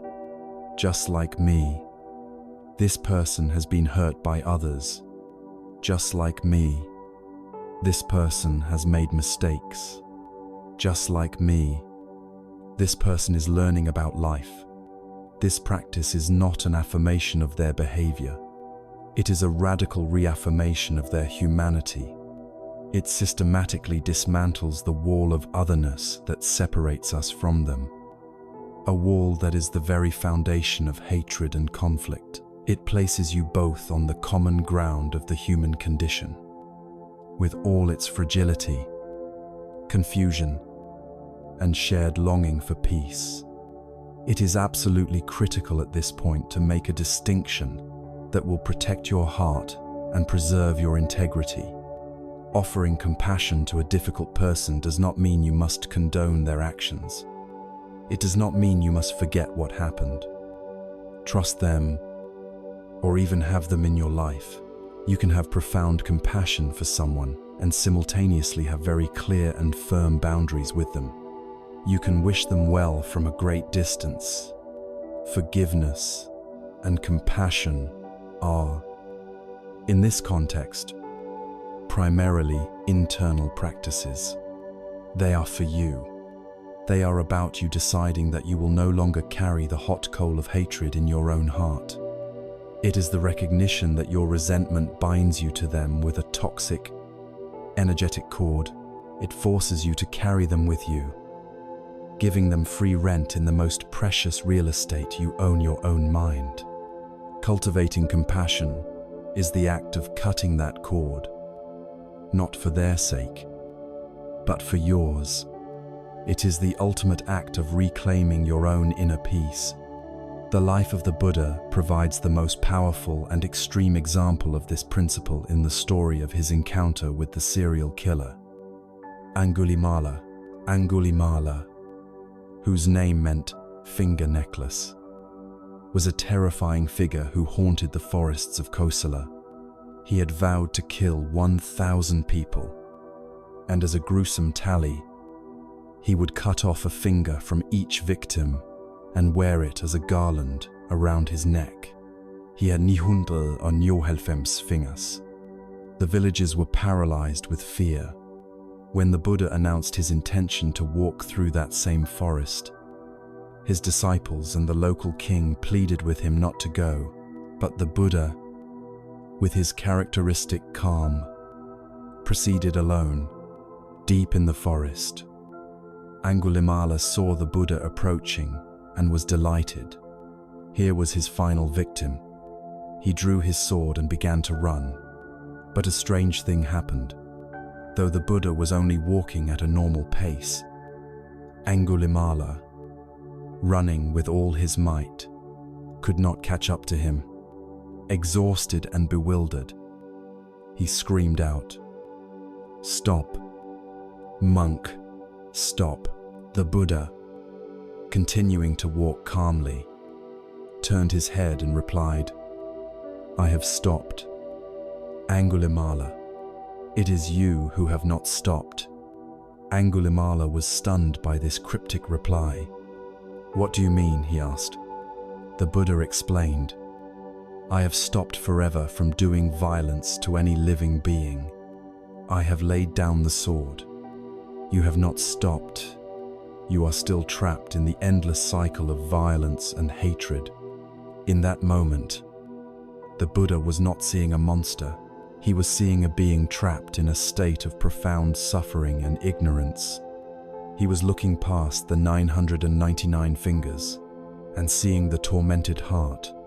His words, spoken not with fear or judgment, but with an unshakable, compassionate clarity, pierced through Angulimala's rage. Overwhelmed by the Buddha's fearless compassion, Angulimala threw down his sword, bowed at the Buddha's feet, and asked to become his student. He would go on to become a monk and, after great struggle, would himself become an enlightened being. This story, while dramatic, holds a vital lesson for us. If it is possible to find compassion for a mass murderer, it is surely possible to find a seed of compassion for the co-worker who annoys us, the family member who misunderstands us, or the ex-partner who broke our heart. The Buddha's power was not in a weapon or a miracle. It was in his ability to see the suffering behind the horrific actions. He knew that the violence of Angulimala was simply the outward expression of a mind in unimaginable turmoil. This capacity to see the suffering in others, especially when their behavior is challenging, is not a superpower reserved for Buddhas. It is a skill, a way of seeing, that we can and must cultivate if we wish to have a truly peaceful heart and a mind that is calm enough for deep, restorative rest. It is this very skill that we must now turn our attention to learn how to look at the world and see not just the actions, but the hidden sorrows that drive them. We have taken on the courageous work of offering compassion to those we find difficult, a practice that hinges on a profound shift in perspective. To do this work consistently, to make it a way of life rather than a strenuous effort, requires the cultivation of a specific kind of vision. It is the ability to look past the surface of things, to see beyond the immediate actions and words of others, and to perceive the hidden landscape of their inner world. This is the practice of learning to see suffering, not in a morbid or voyeuristic way, but with the wise and tender eyes of compassion. This skill is the very root of karuna. It is what transforms judgment into understanding, and irritation into a deep, heartfelt connection. When we learn to see the hidden burdens others are carrying, our own heart becomes lighter, and our mind finds a new and spacious peace. Imagine that every person you meet is like an iceberg. We only see the 10% that is visible above the water. This is their public self, their appearance, their job title, their observable actions, the words they speak. It is the part we are conditioned to react to and to judge. But beneath the surface of the water lies the other 90%. This vast, unseen mass is the totality of their life experience, their secret griefs, their childhood wounds, their crushing insecurities, their unspoken fears, the quiet battles they are fighting every single day. We are all icebergs, navigating the world with the great majority of our true selves hidden from view. The practice of seeing suffering is the practice of remembering that this vast, hidden 90% exists in everyone, without exception. It is to remember that the part we see is only the smallest fraction of their story. With this understanding, we can begin to look at difficult behavior not as a personal attack, but as a distress signal from that hidden part of the iceberg. Nearly all negative human behavior, when examined with compassionate curiosity, can be traced back to a root of suffering. The arrogant person who belittles others is often operating from a deep well of insecurity, terrified that if they don't puff themselves up, their own perceived inadequacy will be exposed. The person who is greedy and grasping is often driven by a profound inner feeling of poverty, a sense that they are fundamentally not enough and never will be. The individual who needs to control everyone and everything around them is frequently someone whose own life has been marked by chaos and a terrifying lack of control.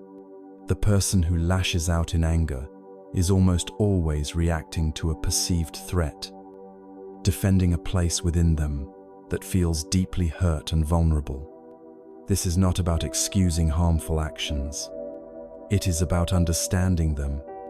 When we see behavior as the symptom and suffering as the cause, our entire orientation shifts. We move from a place of reactive anger to a place of diagnostic compassion. This way of seeing is not just a theory. It is a skill you can actively practice in your daily life. You can turn any mundane situation into a training ground for your heart. The next time you are sitting in a coffee shop, waiting in a line at the store, or resting on a park bench, try this simple Sila practice. Look at the people around you, not with a hard stare, but with a soft, gentle gaze. Pick one person and silently, in your own mind, offer this reflection. This person has experienced disappointment. This person has felt their heart break. This person has worried about money. This person loves someone and fears for their safety. This person is carrying a secret sadness. I will never know. Then, let your gaze move to another person and do the same. Notice the cashier with the tired eyes, the young man staring intently at his phone, the elderly woman walking slowly. For each one, repeat the acknowledgement of our shared human plight. This practice is a powerful antidote to our mind's tendency to objectify others, to see them as extras in the movie of our own life. It reawakens our sense of kinship.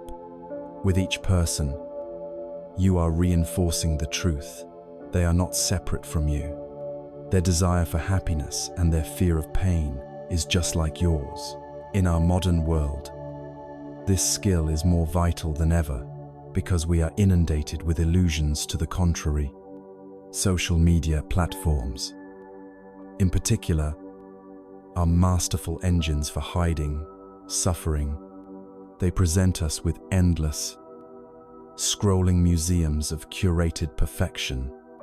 We see the perfect vacation, the perfect family portrait, the promotion, the new house, the flawless body. What we are seeing, of course, is the 10%. We are seeing the carefully edited highlight reel, but we make a terrible mistake.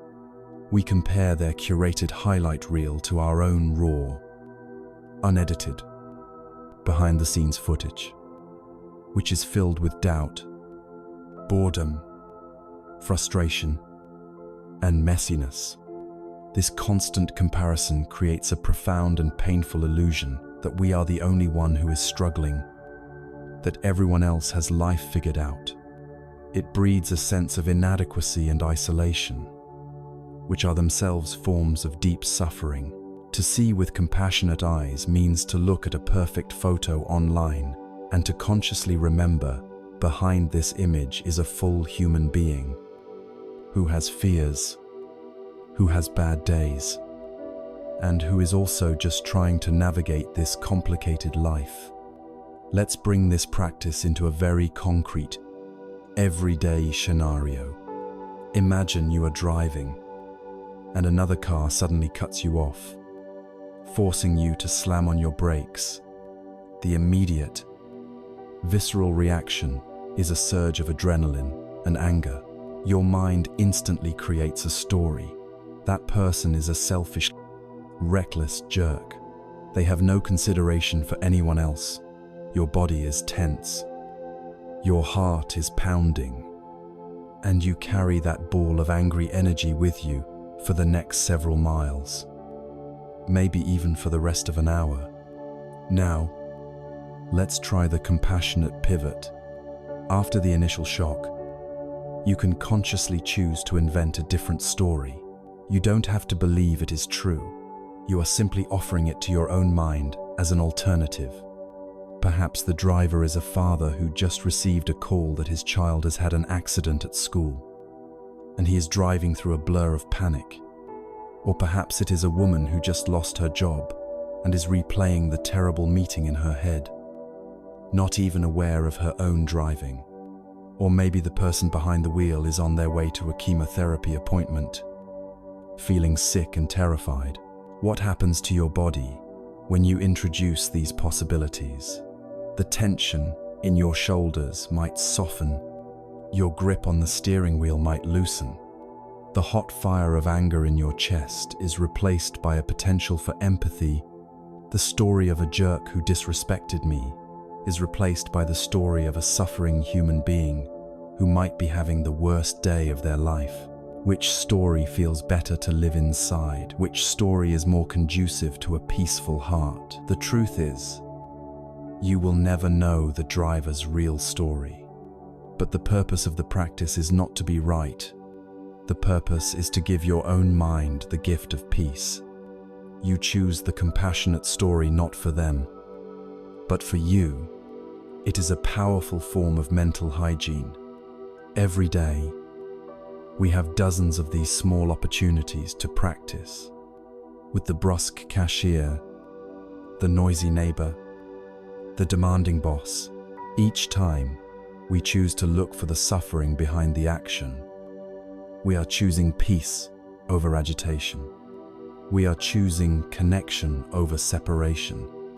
We are choosing to water the seeds of compassion rather than the weeds of judgment. When we spend our day accumulating a residue of small irritations and righteous indignations, we carry that agitated energy with us to bed. We lie down with a heart that is subtly braced for a fight with the world. But when we spend our day practicing this deeper seeing, we go to bed with a heart that has been softened, a mind that feels more connected to the world, not alienated from it. We have less to process, less to be angry about, less to defend. We have created the inner conditions for rest. And one of the greatest sources of suffering we see in others and feel so acutely in ourselves is the pain that comes from one specific toxic mental habit, the habit of constant comparison. This poison that robs us of our joy is the next great obstacle we must learn to transform. We have been learning to open our hearts, to see the hidden suffering in others, and to meet it with compassion. This practice softens our judgments and calms our own minds. Yet, there is another deeply ingrained mental habit that works in direct opposition to this. A subtle poison that can undo our best efforts and fill our nights with a unique and painful agitation. It is the habit of comparison. It has been called the thief of joy. And for good reason. You can be feeling perfectly content with your life, peaceful and at ease. And then you scroll through your phone or have a conversation with a friend. You see their new success, their happy relationship, their exotic vacation, and in an instant, your own peace vanishes, replaced by a familiar, sinking feeling of lack, of being behind, of not being good enough. This mental act of measuring our life against another's is one of the most reliable sources of human misery and a formidable obstacle to the peaceful sleep we seek. The mind of comparison is a restless, insecure mind. and it operates like a two-sided coin, with both sides leading to suffering. The most common side we experience is comparing up. We look at someone who we perceive as more successful, more attractive, or happier than we are, and we feel the sharp sting of envy. Envy is a painful, contracting emotion. It is rooted in the silent, toxic belief that another person's success somehow diminishes our own worth. It whispers that we are lacking, that we have failed, that our life is second-rate. This creates a state of perpetual dissatisfaction. We are no longer living our own life on its own terms. We are living it in the shadow of someone else's, constantly feeling like we need to catch up. This striving, anxious energy is the very opposite of the gentle, allowing state required for rest. We lie in bed not with a sense of gratitude for what we have, but with an exhausting mental checklist of all the things we are not. The other side of the coin is more subtle but equally poisonous. It is comparing down. This is when we measure ourselves against someone we deem less fortunate or less successful, and in doing so, we get a small, temporary hit of superiority. We might feel a flicker of pride or relief that we are not in their position. While this may seem like a positive feeling, it is a fragile and unstable source of self-esteem. It is an identity built not on our own intrinsic worth, but on the perceived failings of others. This habit of judging and ranking keeps our minds in a state of constant calculation. It isolates us from others, placing us on a flimsy pedestal of arrogance, and it is a peace that can be shattered in a moment. The second we encounter someone we can compare up to, whether we are looking up with envy or looking down with arrogance, the comparing mind is, by its very nature, an agitated and insecure mind. It can never be truly at peace because its sense of well-being is entirely dependent on external circumstances and the relative status of others. The fundamental delusion that fuels the entire engine of comparison is the belief in scarcity. It is the unconscious assumption that happiness, success, love, and worth are limited resources, like slices of a single pie. This is the zero-sum game fallacy. If someone else gets a huge, wonderful slice, that must mean there is less pie available for me. Their victory feels like my loss. Their light seems to cast a shadow on my own. We see the world as a competitive arena where we must fight for our share of a finite amount of goodness. This scarcity mindset is a recipe for chronic anxiety. It keeps us in a state of vigilance and competition, always guarding our slice, always eyeing the slices of others. It makes it impossible to genuinely celebrate the good fortune of those around us. The direct antidote to this poison of comparison is a beautiful and transformative quality of the heart known as mudita. Mudita is a Pali word that means appreciative or sympathetic joy. It is the ability to feel genuine, unselfish happiness in the happiness and success of others. It is the opposite of envy. It is the heart's capacity for vicarious celebration. Mudita is the third of the four sublime abodes, or Brahma Viharas, taking its place alongside loving kindness, metta, compassion, karuna, and equanimity, upekkha. It is considered a core attribute of an awakened and truly generous spirit. Practicing mudita shatters the illusion of the zero-sum game. It operates from a paradigm of abundance. It understands that happiness is not a finite resource. Love is not a limited commodity. Another person's light does not diminish your own. It adds to the total amount of light in the world, making it a brighter place for everyone. When a friend achieves a lifelong dream, The universe has not lost a unit of success. It has gained one, and mudita is the joyful recognition of this fact. It is the ability to feel genuinely happy that more happiness now exists in the world, and to be warmed by its presence. This shift in perspective is profoundly liberating. The success of others is no longer a threat to your ego. It becomes an opportunity for your own joy. The world transforms from a competitive battlefield into a garden where we can delight in the blossoming of every single flower. Like all qualities of the heart, mudita can be cultivated with practice. You can begin in a simple, accessible way. Start with those you love dearly. The next time a close friend or family member shares wonderful news with you, a new relationship, a creative achievement, to a personal breakthrough, make a conscious effort to practice mudita before your mind has a chance to ask, "What does this mean for me?" Pause, take a breath, focus entirely on them, see the joy in their eyes, feel the happiness radiating from them, and then let yourself share in it. Allow their joy to be your joy. Silently wish them even more success and happiness.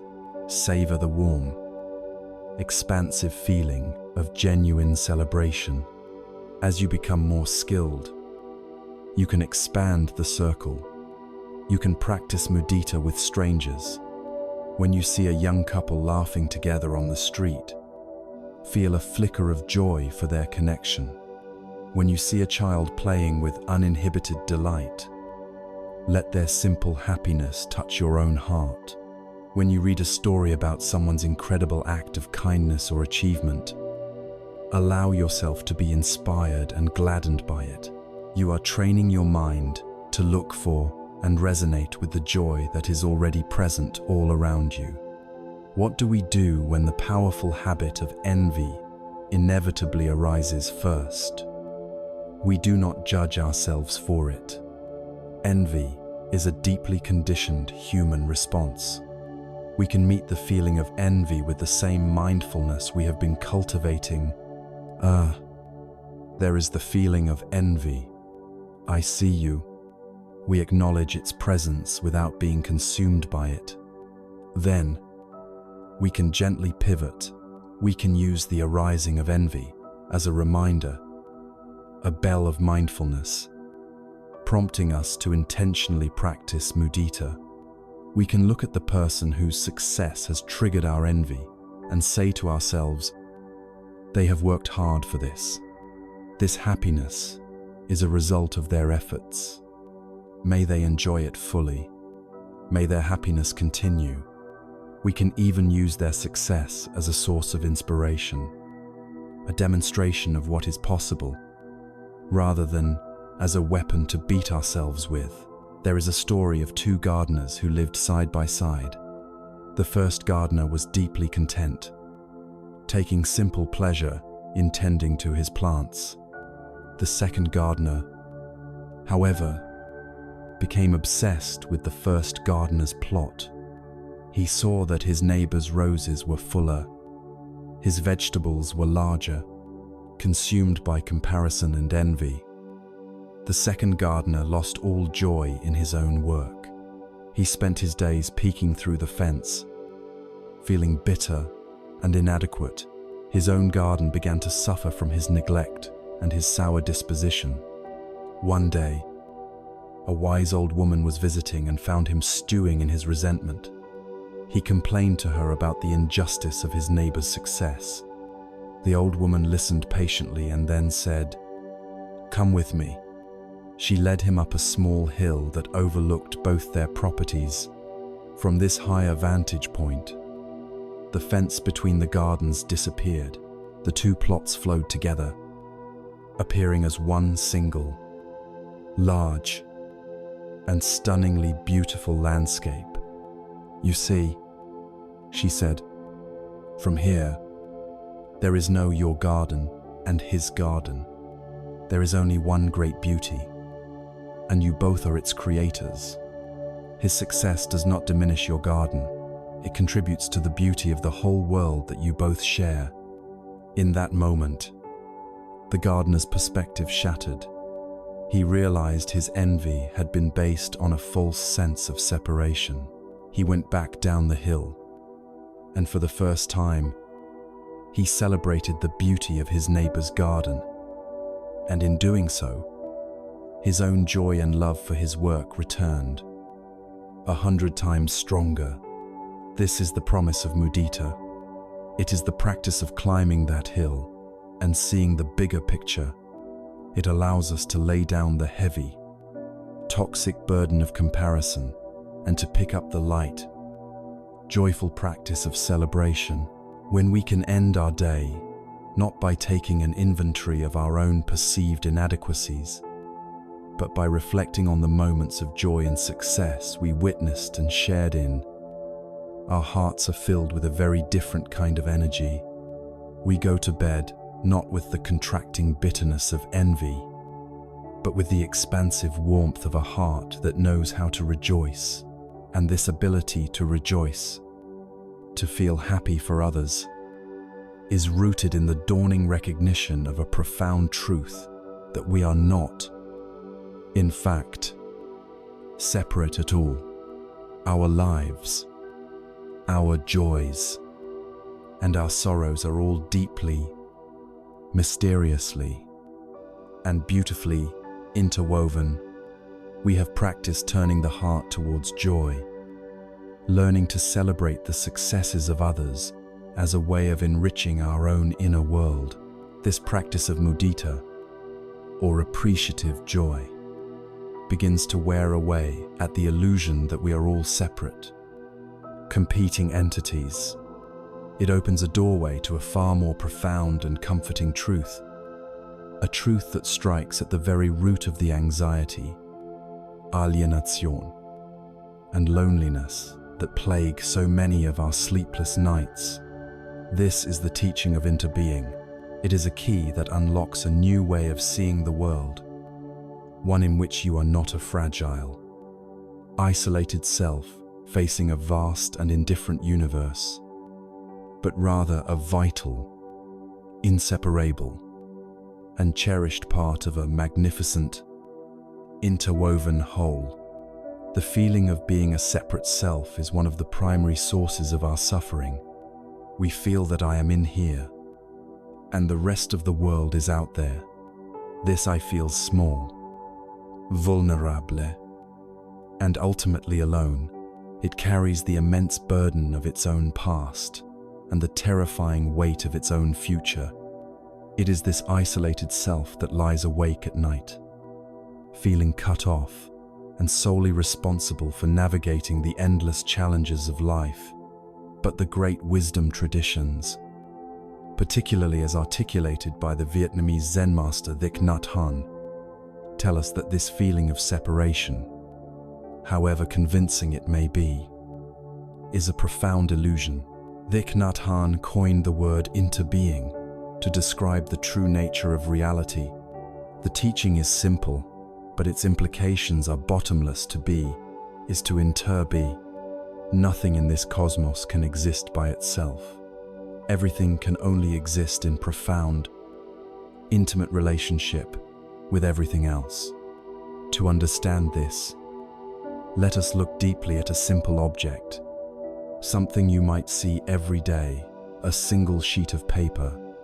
On the surface, it is just a sheet of paper, but if we look with the eyes of interbeing, we see something far more wondrous. We can see a cloud floating in the sky. Without a cloud, there can be no rain. Without rain, the trees cannot grow. And without trees, we cannot make paper. So the cloud is not separate from the paper. The cloud is in the paper. If we look again, we can see the sunshine. The sunshine is essential for the tree's photosynthesis, the process that gives it life and substance. So the sunshine is also in the paper, and if we keep looking, we see the logger who cut down the tree. And we know that the logger needed parents to be born, and bread to eat, to have the strength for his work. Therefore, the logger's parents and the wheat from the field and the baker who made the bread are all, in some way, present in this single sheet of paper. The entire cosmos, in its infinite complexity and history, has conspired in this very moment to bring you this sheet of paper. It does not have a separate, independent self. It is a manifestation of everything else. It in turn is. Let us take another example. Perhaps a warm cup of tea you hold in your hands. As you look into the amber liquid, you can see the rain that nourished the tea plant. You can see the rich, dark earth that gave it nutrients. You can see the farmer who tended the fields and plucked the leaves. You can see the hands of the workers who dried and packed the tea. You see the potter who shaped the clay of your cup, the fire that gave it strength in the kiln. You see the entire chain of human and natural history that had to unfold in just such a way for this simple cup of tea to be resting in your hands right now. It is a miracle of interconnectedness. Now, let us turn this powerful lens of interbeing upon our own inner world, upon our own emotions. Consider your anxiety, your sorrow, the very restlessness that keeps you awake at night. We tend to think of it as my anxiety, my suffering. We personalize it, which makes it feel heavy and solid, like a burden that is uniquely ours to bear. But with the eyes of interbeing, we can see that this suffering is not so personal after all. Your anxiety contains the anxieties of your parents and their parents before them, passed down through generations, not just in stories, but in the very wiring of your nervous system. Your feelings of inadequacy contain the pressures and impossible standards of the society you live in. The advertisements you see, the stories you are told about success and failure. Your physical and mental state contains the food you have eaten, the air you have breathed, the news you have consumed. Seeing this does not invalidate your pain. On the contrary, it honors its vast and complex roots, but it does depersonalize it. Your suffering is no longer a personal failing or a sign that you are broken. It is a wave in the great ocean of human experience, and understanding this allows you to hold it with more spaciousness and less self-blame. The same is true for your happiness. A moment of pure joy is never a solo achievement. Your smile contains the kindness of the friend who listened to you. Your feeling of contentment contains the nourishment of the meal you ate. Your sense of wonder contains the beauty of the sunset you witnessed. When we see our happiness not as a private possession, but as a collective manifestation, the immediate result is a deep and profound gratitude. We see how utterly dependent we are on the generosity of the world, on the known and unknown beings who contribute to our well-being in every moment. Ancient Buddhist cosmology offers a breathtaking image to illustrate this truth: the vision of Indra's net, imaginaire vaste, infinite net that stretches out in all directions, beyond all conception of space. At every single point where the threads of the net cross, there hangs a single, perfectly clear, multifaceted jewel. Each jewel is unique, yet each is intimately connected to all the others through the threads of the net. But the most miraculous quality of this net is this: if you were to look closely at the polished surface of any one jewel, you would see reflected in it every other jewel in the entire, infinite net. Not only that, but each reflection within that single jewel also contains the reflection of all the other jewels, and so on. Ad infinitum. You are one of an infinite number of jewels in this cosmic net. Your existence is a reflection of all others, and all others reflect you. Your every action, every thought, every feeling sends a subtle ripple across the entire web. The joy you cultivate adds a little more light to every jewel. The compassion you practice softens the reflection for all beings.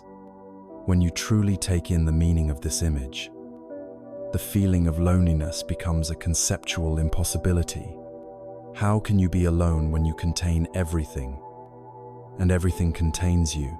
The air you are breathing right now was just a moment ago.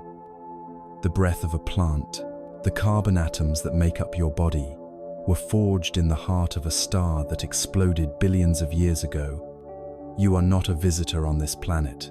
You are an expression of it. You are not a lonely drop in the ocean. You are the entire ocean in a single drop.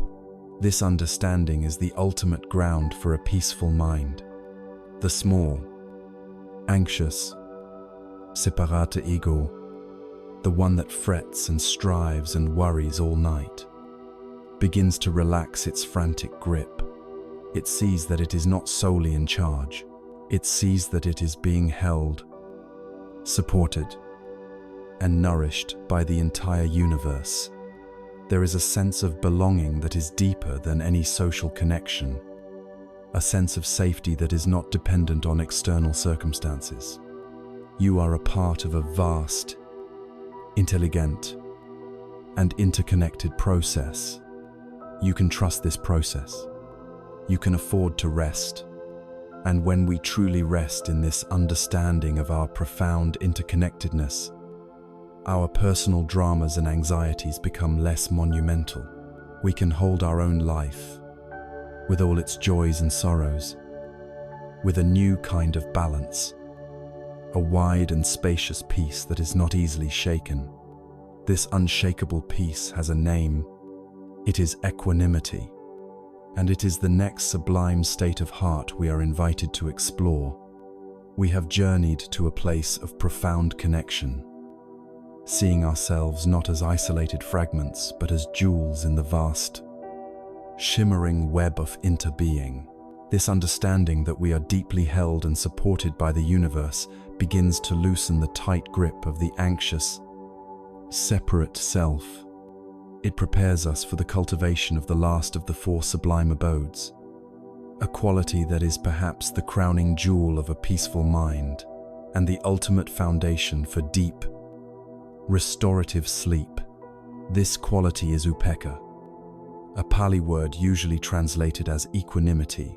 If the other qualities of the heart are the beautiful sails of our ship, loving kindness catching the gentle breeze, compassion navigating the suffering, and appreciative joy celebrating the sunshine, then equanimity is the deep, heavy keel that keeps the ship stable and upright, no matter how turbulent the sea becomes. Imagine your mind as a small boat on the ocean of life. This ocean is, by its very nature, in constant motion. There are beautiful, sun-drenched waves of pleasure, success, and praise that we instinctively try to sail towards. And there are dark, choppy waves of pain, loss, and criticism that we frantically try to avoid.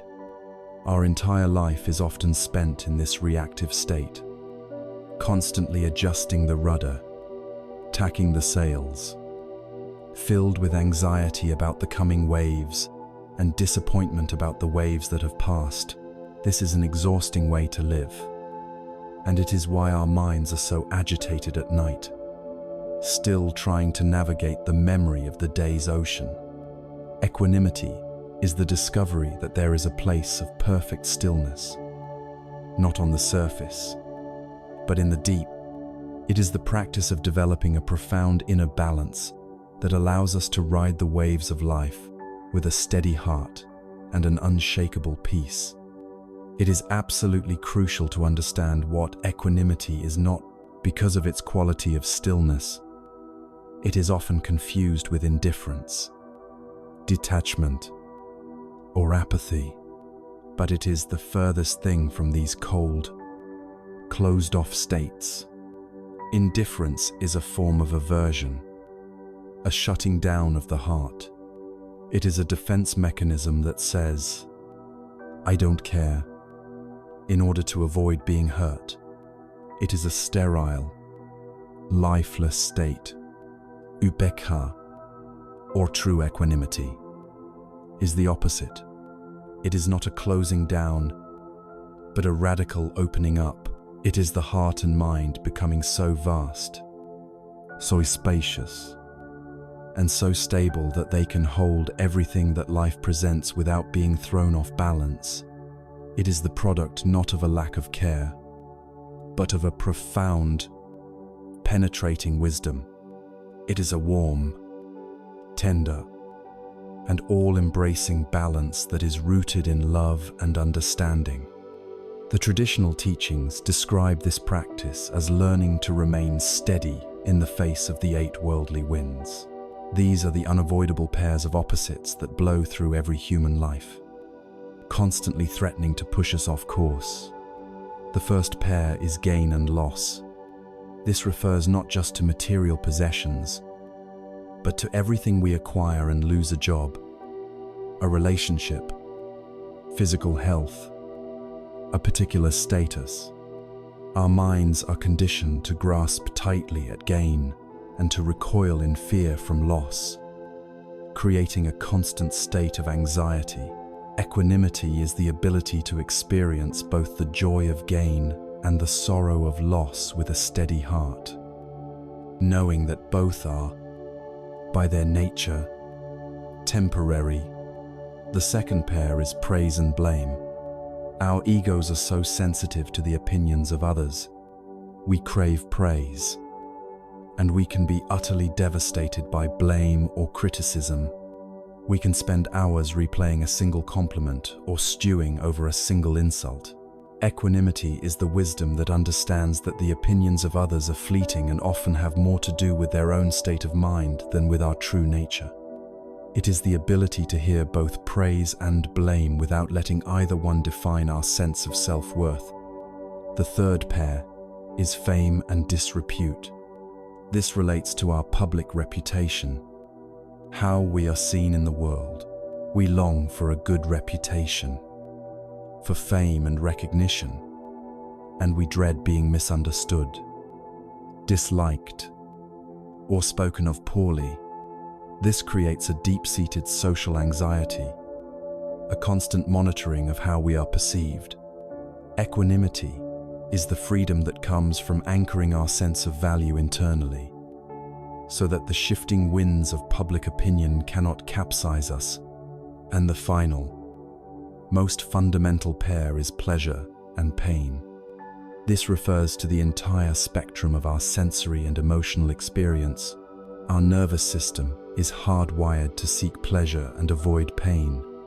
This biological imperative, when left unchecked by wisdom, creates a life of constant chasing and running. We become addicted to pleasant feelings and terrified of unpleasant ones. Equanimity is the profound balance of being able to experience life's pleasures without desperate clinging, and to endure life's pains without panicked resistance. It is the ability to be with what is in all its varied textures, with a calm and open heart. How do we cultivate such a sublime and powerful state? The foundation is mindfulness. It is the patient, moment-to-moment practice of observing the arising and passing of all our experiences. When a pleasant feeling arises, you simply note it. Ah, pleasant. And you watch the mind's immediate impulse to grasp it and make it stay.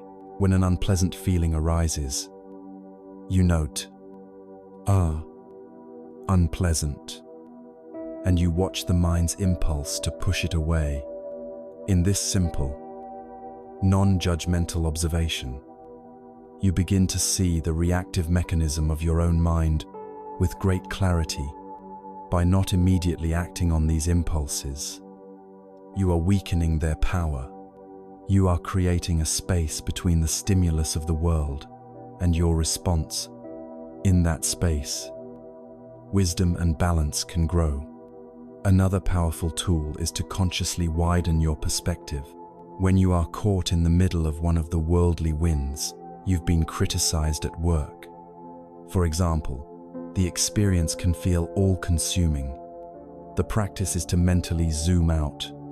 Imagine yourself on a high mountaintop, looking down at your own life situation. From this vast perspective, the event seems smaller, less personal, less permanent. You can remind yourself of the truth of impermanence. This feeling, this situation, this too shall pass. You connect with the vast sweep of time, and your immediate problem loses its catastrophic weight. You remember the teaching of interbeing, recognizing that your personal gain or loss is just one tiny ripple in the great ocean of existence, and this helps you to hold it more lightly. There is no more powerful image for equanimity than that of a great mountain. Picture a vast, ancient mountain that has sat for millennia. In the spring, gentle breezes blow and flowers bloom on its slopes. In the summer, the sun beats down with intense heat, and great thunderstorms lash its peaks with rain and lightning. In the autumn, the winds grow cold and strip the leaves from the trees. In the winter, it is covered in a heavy blanket of snow and ice. The weather on the mountain is in constant flux. It is wild, unpredictable, sometimes beautiful, sometimes violent. But through it all, the mountain itself remains unmoved. It does not cling to the sunny days or complain about the winter storms. It does not try to fight the wind or hold on to the flowers. It simply sits, solid, grounded, majestic, and utterly unshaken, allowing the weather of the world to pass over it. The practice of equanimity is the practice of realizing that your deepest awareness, your true nature, is like this mountain. Your thoughts, your emotions, your life circumstances, the 8 worldly winds, these are all like the weather, constantly changing, constantly passing. We get into trouble when we forget we are the mountain and instead identify with the storm. We believe we are the anger, we are the anxiety, we are the failure. Equanimity is the homecoming to our own mountain-like nature. It is learning to rest in that deep, abiding stillness within us that is untouched by the turbulent weather of our lives. This quality of upekkha is the ultimate soil for restful sleep. A mind that is tossed about by the day's events cannot settle at night. It is still clinging to the praise, still smarting from the blame. It is anxiously anticipating future gains and fearfully reliving past losses. It has no center, no ground. It is a boat still being rocked by the memory of the waves. But a mind that has been cultivated in equanimity has found its center. It has learned to allow the day's experiences to pass through it without leaving deep, agitated grooves. It can lay its head on the pillow with a heart that is balanced, open, and at peace. It trusts its own mountain-like stability. This profound peace, however, rests upon one foundational insight: the clear seeing of the impermanent, uncontrollable nature of reality. To be truly equanimous, we must first learn to let go of our most cherished illusion, the illusion that we are in control.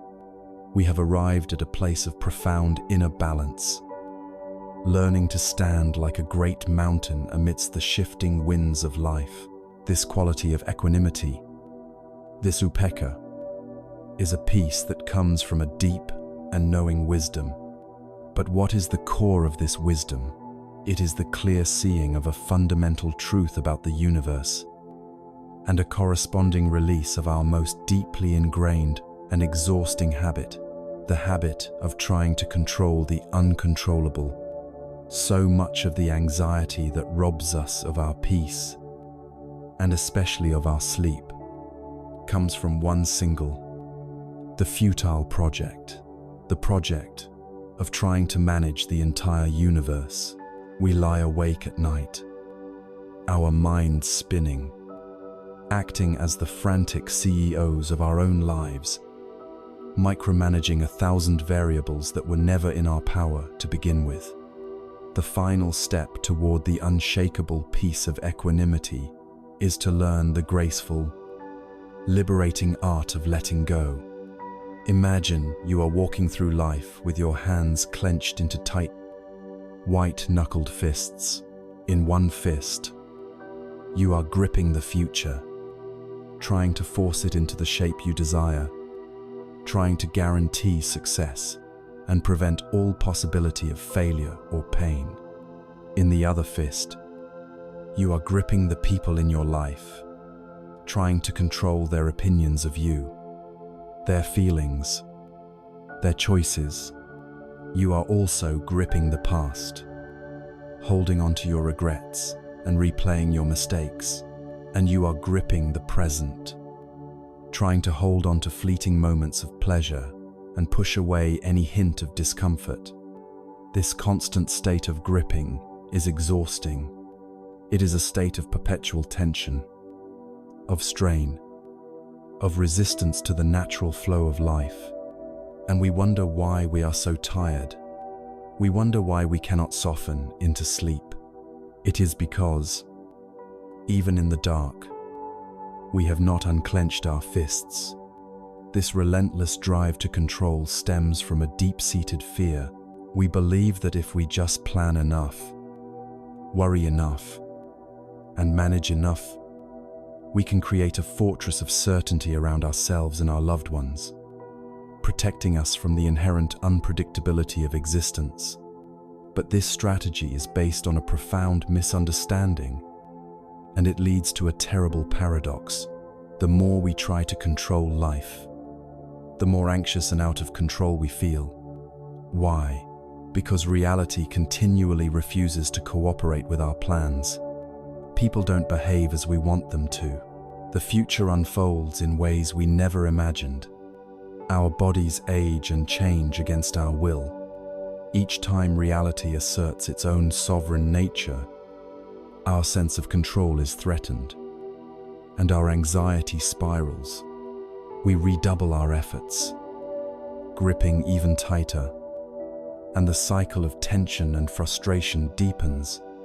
We are trying to nail the ocean to the floor, and getting angry at the ocean for being wet. The path to peace requires that we make a crucial distinction between healthy, skillful effort and a toxic attachment to outcomes. Letting go does not mean becoming passive, apathetic, or lazy. It does not mean abdicating responsibility for our lives. Think of yourself as a gardener. A wise gardener engages in immense skillful effort. They carefully prepare the soil. They plant the seeds at the right time. They provide water and nutrients. They pull the weeds, and they protect the young plants from harm. This is our work in the world. We put forth our best effort. We act with integrity. We speak our truth. We care for our responsibilities. This is our sphere of influence.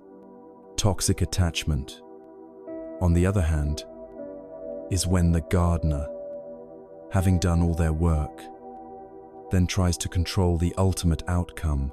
It is demanding that the garden produce exactly 100 red roses, 3 feet tall. By next Tuesday, the gardener cannot control the weather. They cannot control a sudden frost, a swarm of insects, or the mysterious, innate nature of the seed itself to become attached to a specific, rigid outcome that is outside of your control is to set yourself up for inevitable suffering.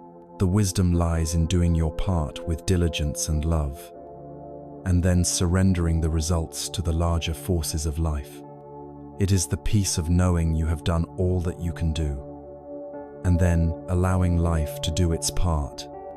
We can turn this concept into a tangible practice, a small ritual of release that you can do anytime you feel your mind clenching around a worry.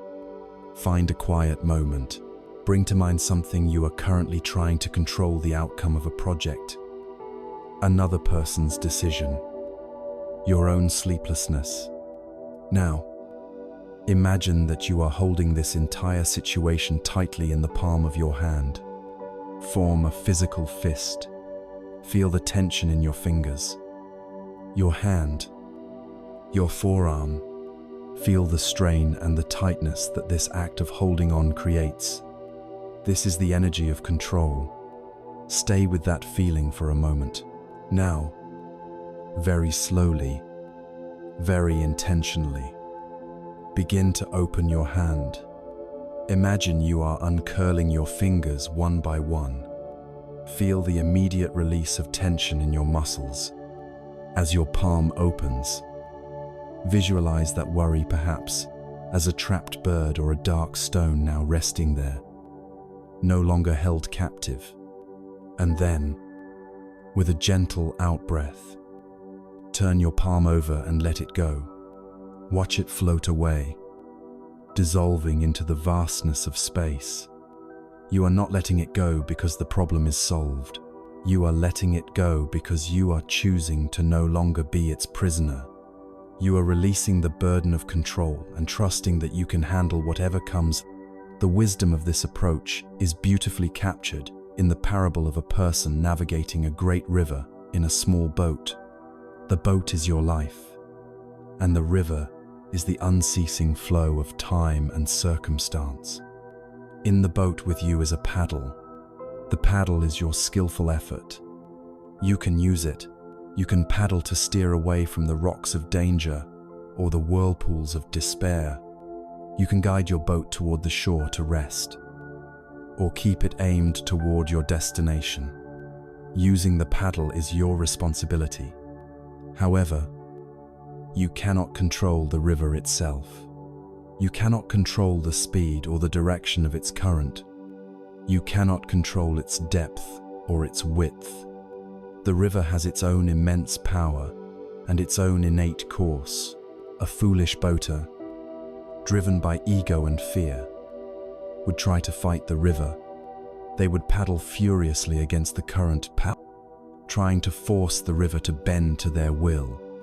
They would exhaust all their energy, make very little progress, and fill their heart with rage and frustration at the river's stubborn refusal to obey. A wise boater, however, accepts the reality of the river. They do not waste their energy fighting the current. Instead, they use their paddle to skillfully navigate within the current. They use the river's own energy to help carry them forward, making small, intelligent adjustments to stay on course. They work in partnership with a power far greater than themselves. They are relaxed, alert, and effective. The invitation for us is to become this wise boater. Stop fighting the river of life.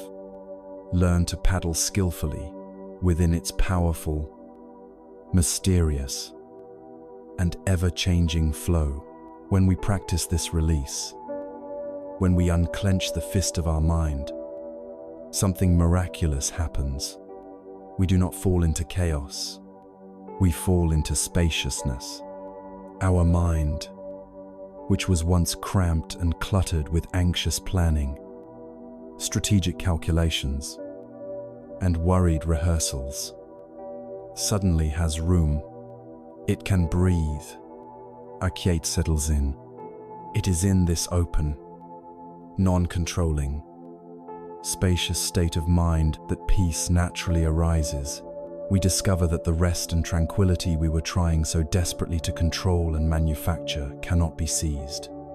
They can only be invited, and they only accept the invitation when they know they are entering a space of quiet, trusting surrender.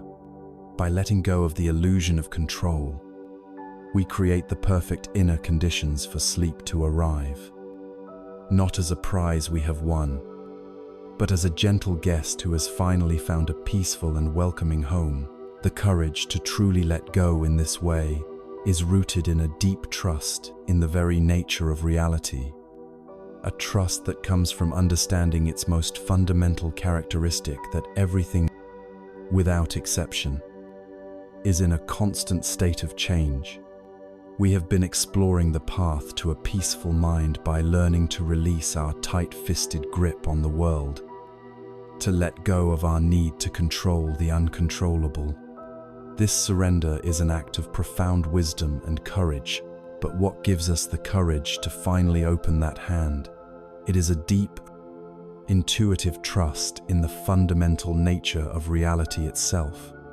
We must now turn our gaze to the master key that unlocks the door to equanimity and release. This is the teaching on impermanence, or anicca in the Pali language. To the Western ear, the idea that everything is impermanent can sound like a bleak and pessimistic declaration. It can conjure feelings of nihilism, a sense that nothing matters because everything eventually fades away. But this is a profound misunderstanding. The wisdom of impermanence, when truly understood, is not a cause for despair. It is the ultimate source of freedom, the secret ingredient that makes life precious, and a powerful medicine that can soothe a mind too agitated to sleep. Impermanence is not a religious belief you must adopt. It is a fundamental law of the universe, as real and as constant as gravity. You have been observing it your entire life.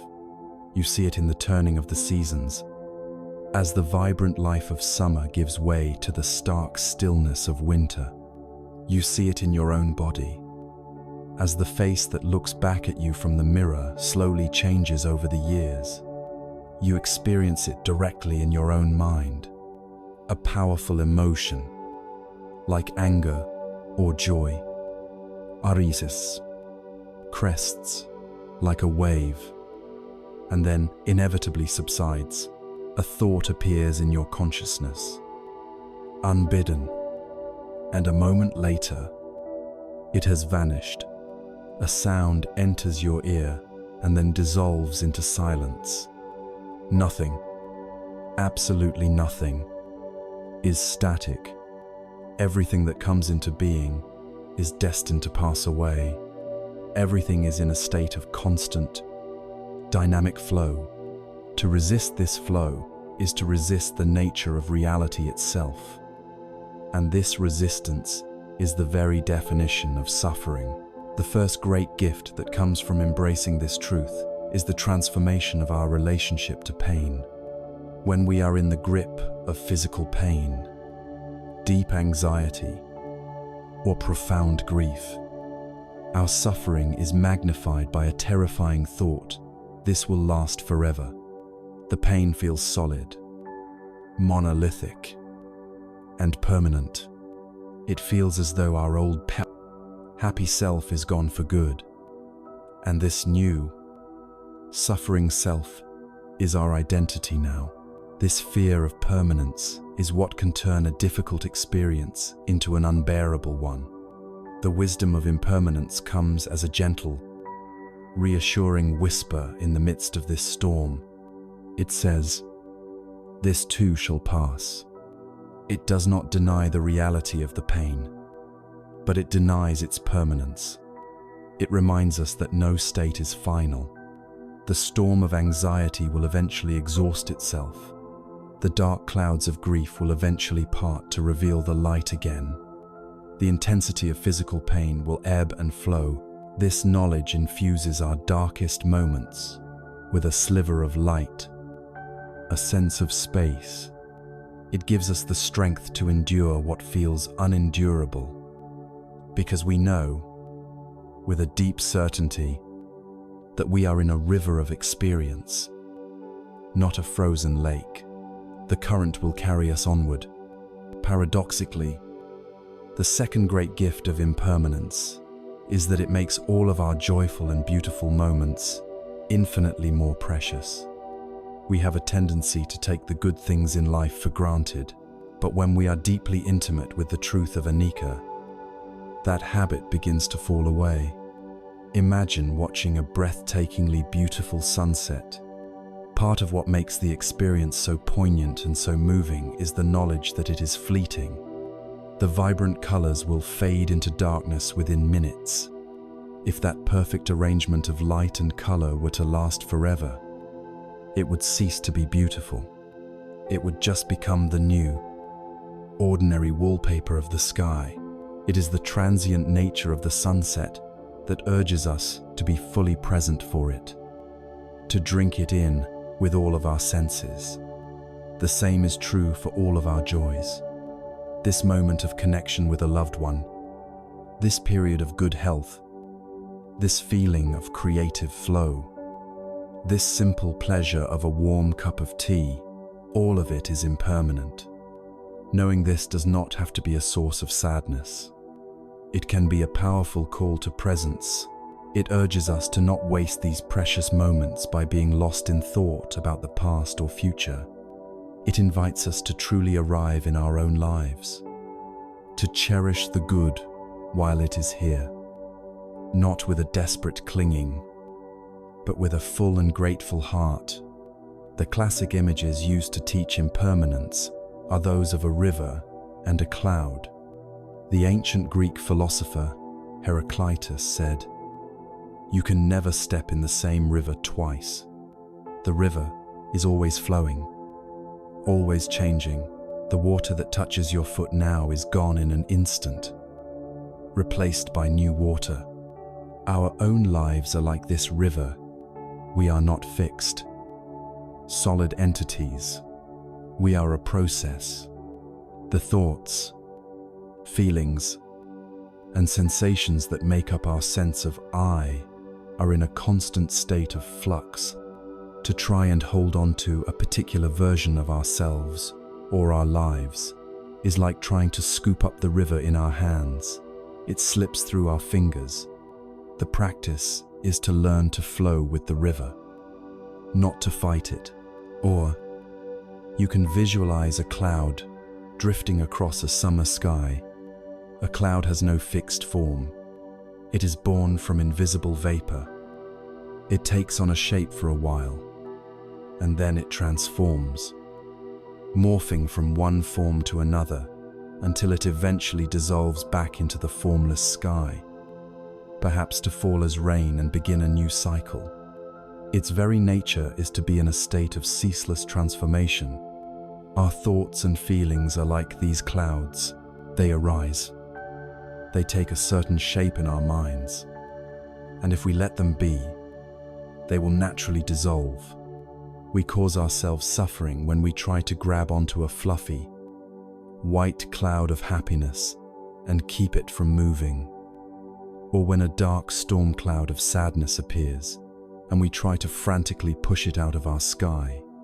The wisdom of impermanence is to become like the sky itself, vast, open, and allowing all the clouds to come and go without resistance.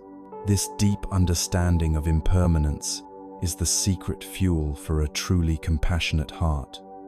When you look at another person, whether it is a beloved friend or a difficult adversary, and you see, with absolute clarity, that their life, just like yours, is a brief, fleeting, and unrepeatable phenomenon, your priorities undergo a seismic shift. The grudges you hold, the petty arguments, the need to be right, the resentments you nurse, all of it begins to seem like a tragic waste of precious, unrecoverable time. The awareness of our shared impermanence is the ultimate solvent for conflict. It poses the most fundamental question. Given that we are all just passing through, that our time together is so short. How do we wish to spend it? Do we want to spend it building walls of separation and bitterness, or bridges of kindness and understanding?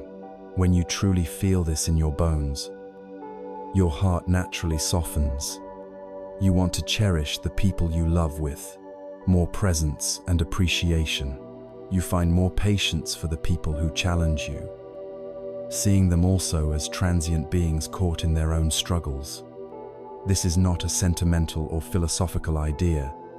It is a pragmatic shift that brings immense peace. You simply don't have the time to waste on prolonged negativity. This brings us back to the quiet of the night. A mind that is at war with impermanence is a mind that cannot rest. It lies in bed, clinging to the day's successes and pleasures, trying to make them permanent. It stews over the day's failures and pains, resisting them and fearing they will last forever. It is a mind that is trying to freeze the river, but a mind that has befriended impermanence can let the day go. It savored the pleasant moments as they happened and allowed the unpleasant moments to pass through, knowing they were all just weather. There is no need to hold on, no need to resist. The entire day, with its complex mixture of experiences, can be released. This mind can rest in the simple, flowing reality of the present moment, because it has found its anchor. But what is that anchor? If everything is constantly changing, where can we place our attention to find stability in the midst of the flow? The answer is both profoundly simple and always available: the breath. And learning to use the breath as our compassionate anchor is our next step. We have traveled to the very heart of Buddhist wisdom, exploring the profound truths of our interconnectedness and the liberating nature of impermanence. We have learned to sit like a mountain, steady and equanimous in the face of life's shifting winds. These are vast, expansive, and life-changing perspectives. Yet, even with these insights, the mind remains a wild and beautiful creature, prone to wandering, getting caught in the brambles of the past, or soaring into anxious futures in the midst of the great, flowing river of our experience. We need a place to rest our attention, in the vast, open sky of our awareness. We need a trustworthy anchor to keep us from being blown about by every passing cloud of thought. This anchor is the most intimate, humble, and reliable friend we will ever have. It is the breath. Why the breath? Of all the possible objects of meditation, why have sages and yogis for millennia placed such a profound emphasis on this simple, biological process? The breath has several unique qualities that make it the perfect tool for grounding the mind and calming the body. First, it is always with us. From the moment of our birth to the moment of our death, it is a constant, rhythmic companion. We don't have to invent it, remember it, or pack it in a suitcase. It is utterly reliable. Second, the breath is always in the present moment. You cannot take a breath that is in the past, nor can you take a breath in the future. The breath is happening right now. Therefore, whenever you bring your full attention to the sensation of breathing, you have, in that instant, pulled your mind out of the timeless realms of worry and regret and anchored it firmly in the reality of the now. It is the most direct portal to the present moment that exists. Furthermore, the breath is a perfect mirror of our inner state. When you are frightened or anxious, your breath becomes shallow, rapid, and located high in the chest. When you are relaxed and at peace, your breath naturally deepens and slows and drops down into the belly. It is an honest and instantaneous biofeedback mechanism, constantly telling you the story of your own nervous system, and most powerfully, unlike your heartbeat or your digestion, the breath has a dual nature. It is both an automatic and a voluntary process. We can let it run on its own, or we can consciously choose to influence it. This gives us a direct, hands-on lever to gently guide our physiological and psychological state from one of agitation to one of profound calm. The first stage of working with the breath is simply learning to observe it with a kind and friendly attention. We are not trying to change it or do anything to it yet. We are simply getting to know it. This is a practice of pure mindfulness. You can begin by finding a comfortable position and bringing your awareness to the place in your body where you feel the sensation of breathing most clearly. For some, this is the slight coolness of the air entering and leaving the nostrils. For others, it's the gentle rise and fall of the chest, or the soft expansion and contraction of the abdomen. Choose your spot and let your attention rest there lightly, like a butterfly resting on a flower. Your instruction here is to treat your breath like a good friend you are meeting for coffee. You wouldn't immediately start criticizing your friend or telling them how they should be different. You would simply be present with them, listening with an open, interested, and friendly ear. So it is with the breath. We don't judge it. If the breath is shallow, we simply notice, the breath is shallow right now. If it's deep, we notice that we are not a breath critic. We are a breath companion. When the mind wanders, as it inevitably will, we don't get frustrated. We gently notice that we have wandered. And then, with great kindness, we guide our attention back to the anchor of the breath. Each time you do this, you are strengthening your muscle of attention and training your mind in the habit of gentle return, rather than harsh self-recrimination. Once we have established this friendly, observational relationship with the breath, we can begin to infuse it with the quality of compassion. We can transform it from a simple anchor into an active vehicle for healing and soothing. This is a practice of compassionate breathing. On the in-breath, you can imagine that you are breathing in a quality that you need more of in your life. If you are feeling anxious, you might imagine breathing in a sense of calm, visualizing it as a cool, blue, peaceful light filling your entire body. If you are feeling constricted and stressed, you can imagine breathing in a sense of spaciousness. If you are feeling hurt, you can breathe in kindness and warmth. The in-breath becomes an act of receiving, of nourishing, of drawing in what is wholesome and healing. Then, on the out-breath, you can practice letting go. If you are feeling physical tension in your shoulders, you can direct your out-breath to that spot, imagining it softening, melting, and releasing its grip. If your mind is filled with worry, you can imagine those worried thoughts leaving your body with the out-breath, dissolving into the space around you. The out-breath becomes an act of release, of surrender, of offering gentleness to the parts of you that are in pain.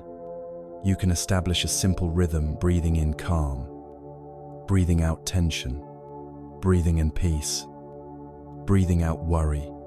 This simple practice can profoundly shift your inner state within a matter of minutes. There is a deep, biological wisdom to this practice. Our bodies have two main operating systems in the autonomic nervous system. The first is the sympathetic nervous system, our fight or flight response. This is the gas pedal, flooding us with adrenaline and cortisol to prepare us for a perceived threat. The second is the parasympathetic nervous system, our rest and digest response. This is the brake pedal, which promotes relaxation, healing, and restoration. In our modern, stressful lives, most of us have a foot perpetually stuck on the gas pedal. Slow, deep, diaphragmatic breathing, especially when we make the exhale slightly longer than the inhale, is the single most effective way to consciously apply the brake. It stimulates a crucial nerve called the vagus nerve, which is the superhighway of the parasympathetic nervous system. When you breathe slowly and deeply, you are sending a powerful, primal signal directly to your brainstem that says, the threat has passed. You are safe now. You can stand down. It is time to rest. Imagine you come across a small child who has fallen and is crying in fear and pain. What would be your instinctive response? You wouldn't stand over the child and shout, "Stop crying, pull yourself together." That would only terrify the child more. Your instinct would be to kneel down, to speak in a soft, soothing voice, and perhaps to gently hold the child or rub their back. Your calm, rhythmic, loving presence would be the medicine. You would simply be with the child, offering comfort until their own little nervous system felt safe enough to settle. Our own agitated mind is like this crying child. It is frightened and overwhelmed. Trying to silence it with force or judgment is like shouting at it. It only makes things worse. The practice of compassionate breathing is how we kneel down beside our own mind. The gentle, steady rhythm of the breath is the soothing touch. The kind intention is the soft voice. We are not fighting our mind, we are comforting it, holding it in a loving embrace until it remembers that it is safe, and it naturally quiets down all by itself. The breath, then, is our ever-present anchor to the now, our direct line to a state of physiological calm, and our most intimate vehicle for compassionate self-care. It is the ultimate tool for guiding ourselves from the scattered agitation of the day into the sacred stillness of the night. We have now gathered all the ingredients for a profoundly peaceful life and a restful sleep. We have learned to release the past, befriend our minds, inhabit our bodies with kindness, and anchor ourselves in the compassionate breath. The final piece of our journey is to learn how to weave all these golden threads together into a beautiful and nourishing tapestry, to create a conscious ritual that can carry us from the waking world into the healing realm of dreams. We have spent this time together gathering a beautiful and powerful collection of tools for the heart and mind. We have learned the wisdom of letting go, the freedom of forgiveness, the connecting power of compassion, and the profound stability of the breath. We have, in essence, assembled all the necessary ingredients for a peaceful mind. Now, we arrive at the most practical part of our journey, the art of alchemy. How do we take these individual ingredients and consciously combine them into a potent and healing potion that we can drink every single night? The answer lies in crafting a pre-sleep compassion ritual, a conscious and sacred sequence of actions that creates a gentle bridge from the chaos of the day to the healing stillness of the night. In our modern lives, we expect the impossible from ourselves. We spend our days immersed in high-stress work, flooded with information from our screens, navigating complex social dynamics, and running on adrenaline. Then, we switch off the light and expect our minds and bodies to instantly power down into a state of deep, restorative sleep. It is like driving a car at 80 miles per hour on a crowded highway and expecting to be able to instantly teleport it into a quiet, peaceful garage. It doesn't work. The momentum of the day is too strong. It follows us into the dark. A ritual is the creation of a gentle off-ramp. It is a conscious buffer zone, a sacred transition that signals to every level of our being, our mind, our body, our nervous system, that the time for doing is over and the time for being is about to begin. A ritual is not just a routine or a checklist. A routine is something you do automatically. A ritual is something you do with intention. It is the act of bringing mindfulness and reverence to simple actions, transforming them from mundane tasks into acts of devotion to your own well-being. By creating a predictable, soothing sequence of events each night, you are communicating a powerful message of safety to your deepest self. Your nervous system learns the pattern and begins to relax in anticipation. Your mind learns that this is the time to let go of the day's burdens. A pre-sleep ritual is one of the most profound acts of self-care you can practice. Let us explore what this compassionate ritual might look like. Think of it not as a rigid prescription, but as a flexible framework, a series of gentle invitations that you can adapt to your own needs each night. The first step is the great disconnect. At least 30 to 60 minutes before you intend to be asleep, you make a conscious decision to end your relationship with screens for the day. You put away your phone, your laptop, your tablet. You turn off the television. This act is crucial for two reasons. On a purely biological level, the blue light emitted from these devices disrupts your brain's production of melatonin, the hormone that regulates your sleep-wake cycles. But on a psychological level, it is even more important.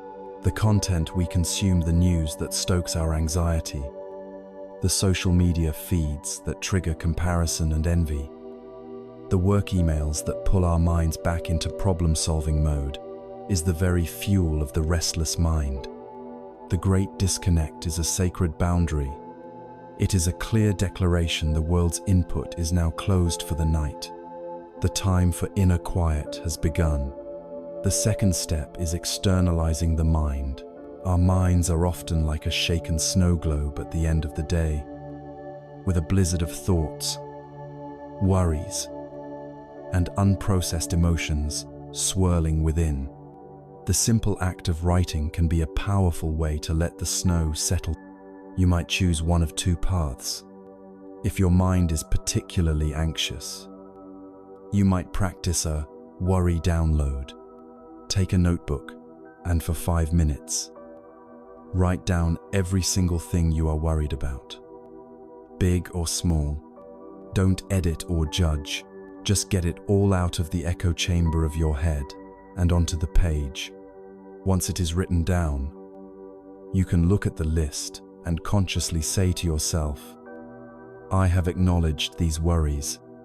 I cannot solve them tonight. I will attend to them tomorrow. This act of externalizing and postponing can be remarkably effective. Alternatively, if you wish to cultivate a more positive mind state, you can practice gratitude journaling. Write down 3 to 5 things from your day for which you are genuinely grateful. They don't have to be monumental. The warmth of the sun on your face, a kind word from a colleague, the taste of your favorite tea, the simple fact of your own breathing. This practice trains your brain to scan your life for what is good, a powerful antidote to the mind's natural negativity bias. The third step is embodied practice. Now that you have created some mental space, it is time to connect with your body, integrating the tools we have already learned. This phase can have 2 parts. First, a short 10-minute meditation. Depending on your needs that evening, you might choose a compassionate body scan, especially if you are feeling a lot of physical tension. Gently guide your awareness through your body, offering each part your warm, friendly attention, or you might choose a short metta meditation, especially if your heart feels heavy or you have been dealing with difficult relationships. Silently offer the phrases of loving kindness to yourself and to others. Following this, you can engage in a few minutes of very gentle, mindful stretching. This is not a workout. This is a conversation with your body. You might slowly roll your neck, drop your shoulders, stretch your arms overhead, or do a gentle spinal twist. As you stretch, breathe into any areas of tightness.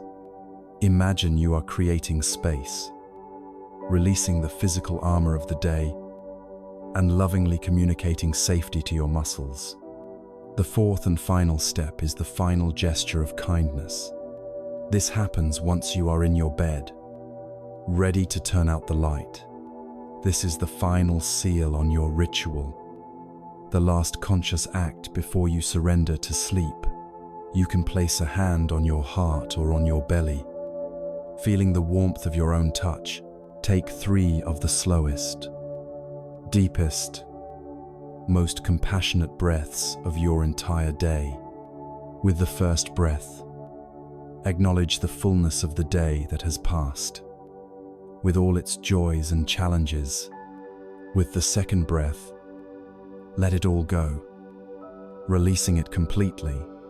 With the third breath, simply rest in the quiet of the present moment. Then, offer yourself a simple, heartfelt wish. Something like, may my body be restful, may my mind be peaceful, may my sleep be deep and healing. With that, you release all effort.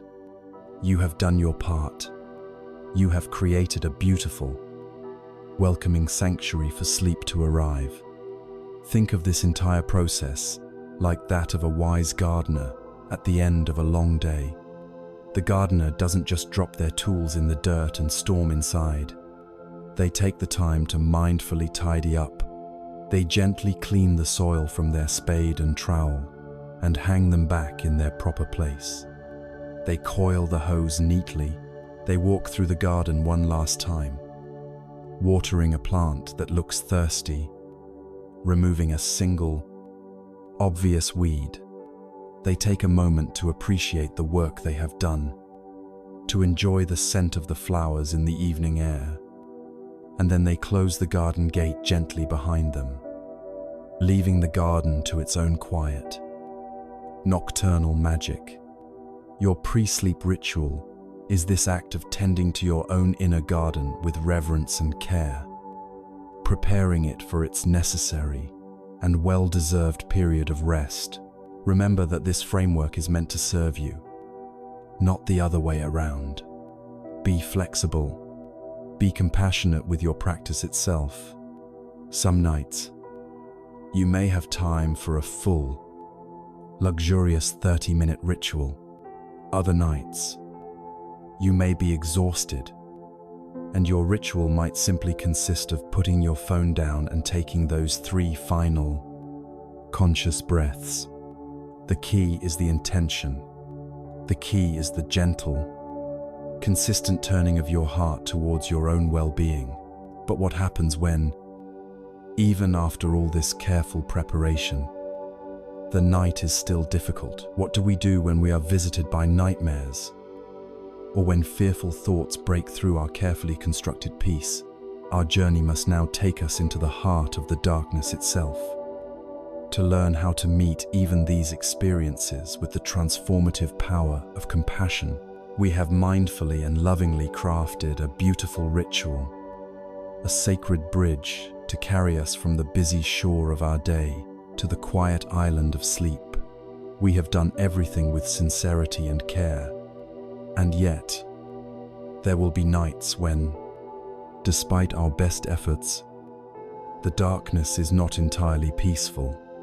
There will be nights when we are ripped from our slumber by the raw terror of a nightmare, or hearts pounding, our bodies drenched in a cold sweat, or nights when, lying in the quiet, A sudden, intrusive, and fearful thought ambushes us, hijacking our peace and sending our minds into a spiral of panic. These are the uninvited guests of the night. Our instinct, or lifelong conditioning, is to fight them, to suppress them, to run from them. We try to distract ourselves, to force the images from our minds, to rationalize the fear away. But in doing so, we often give these phantoms more power. The wisdom of the compassionate path offers a radical, counterintuitive alternative. Instead of running from the monster, we can learn to gently turn around and face it, not with a sword, but with an open heart. The first step in transforming our relationship with fear is to understand its nature. Nightmares and terrifying thoughts are rarely random acts of mental terrorism. More often than not, they are messengers from the deep, disowned parts of our psyche. They are fragments of our unprocessed experiences, our unacknowledged emotions, and our deepest insecurities, bubbling up from the subconscious when the vigilant censor of our daytime mind is asleep. The intense anxiety about failing a test might be a manifestation of a deep-seated fear of inadequacy. A dream of being chased might be the echo of a past trauma where we felt helpless. A sudden, morbid thought about losing a loved one might be our unprocessed grief demanding to be felt. From this perspective, these fearful experiences are not coming to attack us. They are wounded parts of ourselves, coming to us in the only way they know how, asking to be seen, to be heard, and to be healed. When we see them not as enemies, but as lost children knocking on our door, our entire response begins to change. So, what do we do in that visceral, terrifying moment when we are jolted awake? The dream still clinging to us like a shroud. We must have a clear, compassionate first aid protocol. The very first step, before you get lost in the story of the nightmare, is to anchor yourself in the present reality.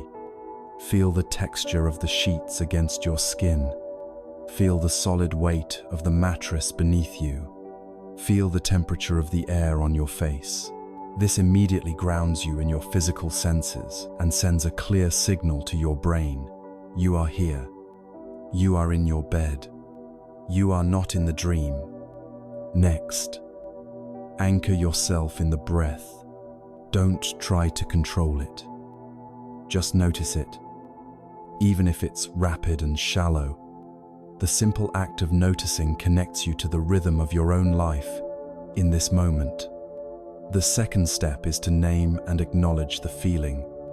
Without judgment, you can say to yourself, silently, fear is present. My body is feeling intense fear. This simple act of naming creates a sliver of space. You are not saying I am fear, but rather, you are recognizing fear as a powerful energy moving through you.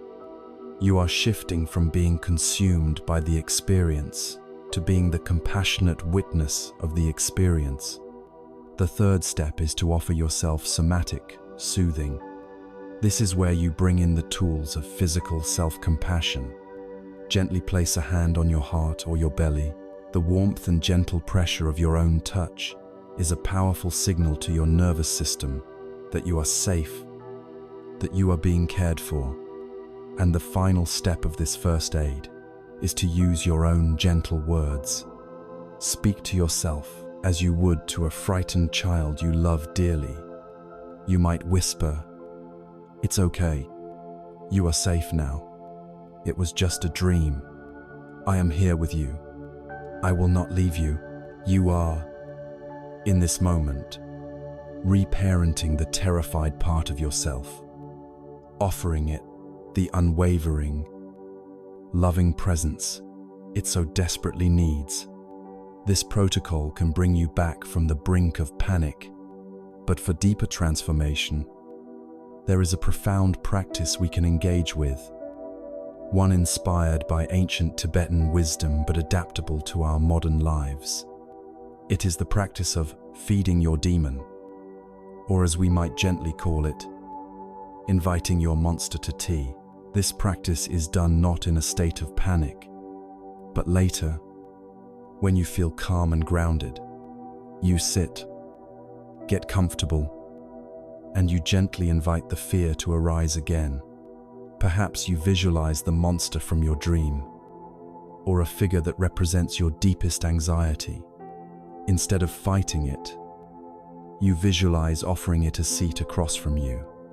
You look at it, not with aggression, but with a brave and open curiosity. Then, you ask it a series of questions from your heart. The first is, "What do you want from me?" The monster might say, "I want you to be terrified," or "I want you to never fail." You simply receive this answer. Then you ask the second, deeper question, "What do you really need?" This is the crucial step. The fear might be silent for a moment, and then a deeper truth may emerge. What it needs is often the opposite of what it wants. It might need to feel safe. It might need to be acknowledged. It might need to feel accepted or loved. And finally, you ask the third question. If you received what you truly need, how would you feel? The answer might be, "I would feel peaceful," or "I would feel at rest." Now comes the most radical part. You visualize giving the monster exactly what it truly needs. If it needs safety, you imagine wrapping it in a warm, protective blanket of golden light. If it needs acceptance, you imagine looking at it with eyes of complete, unconditional love. You imagine feeding it a limitless nectar of this quality it needs, pouring it from your own heart. You watch as the being drinks this nectar, becoming satisfied, peaceful, and whole. As you do this, you will often find that the monster's terrifying appearance begins to change. It may shrink, it may soften, it may transform into a sad child, or a beautiful, luminous ally, or it may simply dissolve back into empty space. What you resist persists. What you meet with compassionate attention transforms. You have not killed your demon, you have liberated the energy that was trapped within it. This leads to a final, beautiful alchemy. Once you have tended to your own fear, you are in a unique position of strength and empathy. In that quiet, post-nightmare stillness, you can consciously expand your awareness. You can reflect on the fact that right now, in this very moment, all over the world, countless other beings are also awake and afraid. A soldier with PTSD, a patient in a hospital bed, a child afraid of the dark, a parent worrying about their family. Your personal, isolating experience of fear becomes a gateway to a deep and profound connection with all of life. You can then use the energy of your own experience to practice compassion for them all. You can breathe in their collective fear and breathe out a prayer of peace and safety for them. May all who are afraid feel safe. May all who are in darkness find peace. May all beings be free from suffering. In this way, the poison of your nightmare is transmuted into the medicine of universal compassion. Your personal struggle becomes a source of profound love. To build a heart that is strong enough to perform this kind of alchemy, a heart that is less susceptible to being hijacked by fear in the first place, we can engage in one of the most fundamental and joy-inducing practices of all. We can practice opening our hearts proactively, not just in response to difficulty, but as a way of life. We can do this through the simple, powerful, and deeply healing path of generosity. We have journeyed into the dark and frightening corners of the mind, learning to meet our nightmares and fears with the light of courageous compassion. We have seen that even our most terrifying inner demons can be transformed when we meet them not with resistance, but with a willingness to understand their needs, to build a heart that is strong and spacious enough to do this work, a heart that is a resilient sanctuary rather than a haunted house. We can now turn to one of the most joyful, simple, and profoundly effective practices on the entire spiritual path. This is the practice of dana, a Pali word that translates to generosity, giving, or liberality. While it may seem counterintuitive, the act of giving away what we have is one of the most powerful ways to cultivate a deep sense of inner abundance and a peaceful heart, creating the perfect conditions for a truly restful night's sleep. In the Buddhist tradition, dana is not just a secondary virtue, it is the very foundation upon which the entire path is built. It is always the first teaching, the first perfection to be cultivated. Why? Because the practice of generosity strikes at the very root of so much of our suffering, the tight, clenched fist of the ego, with its incessant mantra of me, my, and mine. The ego believes that happiness comes from accumulating, possessing, and protecting. It identifies itself with its possessions, its status, its knowledge, and its time. It operates from a deep-seated fear of lack, a belief that the universe is a place of scarcity and that we must hoard what we have to survive. This clinging, fearful mindset is a state of constant tension. It is a mind that can never truly rest, for it is always on guard, protecting its little fortress of self. Every single act of generosity, no matter how small, is a direct counteraction to this egoic clinging. It is the practice of learning to open the fist. When we give, we are sending a powerful message to our deepest selves. We are saying, I have enough. I am enough. My well-being is not dependent on clinging to this thing. With each act of giving, we weaken the ego's grip and affirm our connection to a larger flow. We begin to see ourselves less as permanent owners and more as temporary stewards of the resources that pass through our lives. This shift from a mindset of scarcity to one of abundance is profoundly liberating, and it is the key to a calm and trusting heart. It is essential that we expand our definition of generosity beyond the mere act of giving money. While financial generosity is a beautiful and important practice, to limit dana to this one form is to rob ourselves of infinite daily opportunities to cultivate an open heart. There are so many precious things we can give. We can practice the generosity of our time and presence. In a world of constant distraction, the gift of putting down your phone, turning towards another person, and offering them your full, undivided attention is an act of profound kindness. When you truly listen to someone, without planning your response, you are giving them the gift of feeling seen and valued. We can offer the gift of our energy and effort, helping a friend move, cooking a meal for a family with a new baby, offering to run an errand for an elderly neighbor. These are all expressions of dana.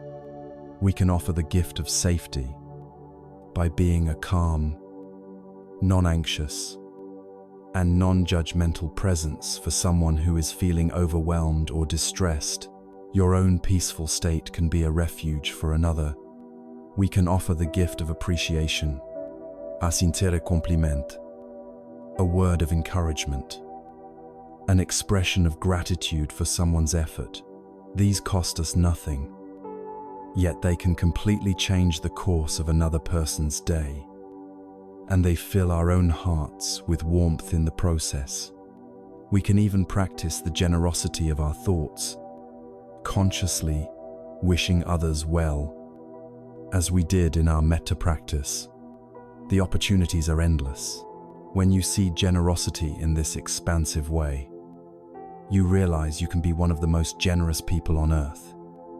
Regardless of the size of your bank account, there is a beautiful paradox at the heart of this practice. The more we give, the richer we feel. The very act of giving presupposes that we have something to spare. It comes from a place of fullness, not of lack. This experience creates a positive feedback loop. By acting from a place of abundance, we cultivate the inner feeling of abundance. This feeling is the direct antidote to the anxiety of not enough that keeps so many of us awake at night. The mind that is worried about its own lack cannot rest, but the mind that feels its own richness, its own capacity to contribute and care, is a mind that is content and at ease. Furthermore, the act of giving brings its own unique and immediate joy. There is a reason for the term helper's high. When we engage in altruistic acts, our brains are wired to reward us with the release of neurochemicals like oxytocin and endorphins, which create feelings of connection, well-being, and happiness. This joy is not the fleeting pleasure of satisfying a personal craving. It is the deep, resonant satisfaction that comes from affirming our connection to others. It is the joy of remembering that we are part of the web of interbeing, and that by nourishing another part of the web, we nourish ourselves. To bring this practice directly into our preparation for sleep, we can introduce a simple but powerful nightly reflection, a generosity review. As you lie in bed, instead of allowing your mind to scan the day for its failures, frustrations, and worries, consciously guide it to scan the day for moments of generosity. Ask yourself, where was I kind today?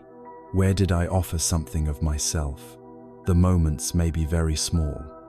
Did you hold a door open for someone? Did you let another car merge into your lane in traffic? Did you smile at a cashier? Did you offer a word of praise to a child? Did you patiently listen to a colleague's complaint? Did you put out seeds for the birds? Acknowledge each of these small acts. Let yourself feel the quiet warmth, the gentle glow of your own good heart. Allow yourself to fall asleep while marinating in the feeling of your own capacity for kindness. This practice replaces the harsh inner critic with a gentle inner encourager, transforming your bed from a place of judgment into a place of warm self-appreciation. There is an old story that speaks to the heart of this truth. A very poor man, who owned nothing in the world but the simple, thin cloak on his back, was traveling on a cold night. He came upon another man huddled by the side of the road, shivering violently, with no covering at all. The poor man's first instinct was to clutch his own cloak tighter, for it was all he had to protect him from the bitter wind. But seeing the other man's profound suffering, his heart was moved with compassion. After a moment of internal struggle, he took off his own precious cloak, tore it in two, and wrapped half of it around the shivering stranger. He continued on his way, now with only half a cloak to shield him. That night, he found a place to rest, and though the air was colder than ever against his skin, he felt a strange and wonderful warmth radiating from the center of his chest. His heart was so full of the joy of his own compassionate action that he slept more deeply and peacefully than the richest king in his palace, who slept surrounded by treasures, but with a heart closed by fear of loss. This story teaches us that true wealth is not what we accumulate, but what we give away. The open hand is always fuller than the closed fist. The generous heart is always more peaceful than the grasping one. Every act of generosity is a vote for a world of connection and abundance, and a direct deposit into the bank account of our own peace of mind. As we make this practice a way of life, our hearts become more open, more resilient, and more fearless. And as we consider this act of opening our hearts for the benefit of others, it leads us to the most vast and inspiring vision on the entire compassionate path. If these small acts of giving can bring such peace, what would it mean to dedicate our entire life, even our rest itself, to the ultimate well-being of all living things? This is the noble and courageous path of the Bodhisattva. We have traveled a long and winding path together, a journey that has taken us from the restless, anxious mind, through the difficult terrain of anger and regret, and into the open, sunlit meadows of compassion, joy, and interconnectedness. We have learned to become a friend to ourselves, a gentle gardener for our bodies, and a source of kindness for others. Now, we arrive at the final and most expansive leg of our journey, a perspective that has the power to gather all the other practices into a single, luminous intention. This is a view that can transform the simple, biological act of sleeping from a personal need into a profound act of love for the entire world. This is the path of the Bodhisattva. The word Bodhisattva is a Sanskrit term that is the very heart of the Mahayana Buddhist tradition. Bodhi means awakening or enlightenment, and sattva means a being. So, a bodhisattva is an awakening being. But what distinguishes the bodhisattva is their extraordinary motivation. They are not seeking to escape the sufferings of the world for their own peace alone.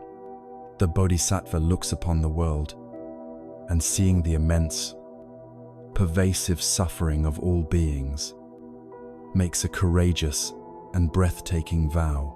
They vow to attain the perfect, complete wisdom of a Buddha for the sole purpose of being able to liberate all other beings from their suffering.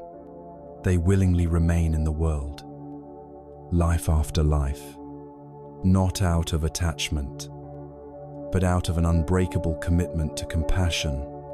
They are the ultimate compassionate warriors, the spiritual heroes of this path. This may sound like a lofty, unattainable ideal reserved for saints in ancient stories, but the true power of the Bodhisattva path lies not in its immediate attainment, but in its adoption as a personal aspiration. It is a direction we can point our heart towards, a North Star that can guide our every action, including the simple act of going to bed. Let us return to the familiar struggle with sleeplessness. For many of us, the inability to sleep is wrapped in a tight knot of self-centered anxiety. We lie there thinking, I need to sleep. If I don't sleep, I will be exhausted tomorrow. My big presentation will be a disaster. My health will suffer. The entire drama revolves around this small, pressured, and anxious sense of I, this self-focus, this performance anxiety around sleep, is precisely what makes it so elusive. We are trying to get something for ourselves, and the very effort of trying creates a tension that pushes it away. The Bodhisattva's vow offers a radical and liberating alternative. It invites us to completely reframe our intention for rest. As you lie down to sleep, you can consciously shift your motivation from a personal need to a universal offering.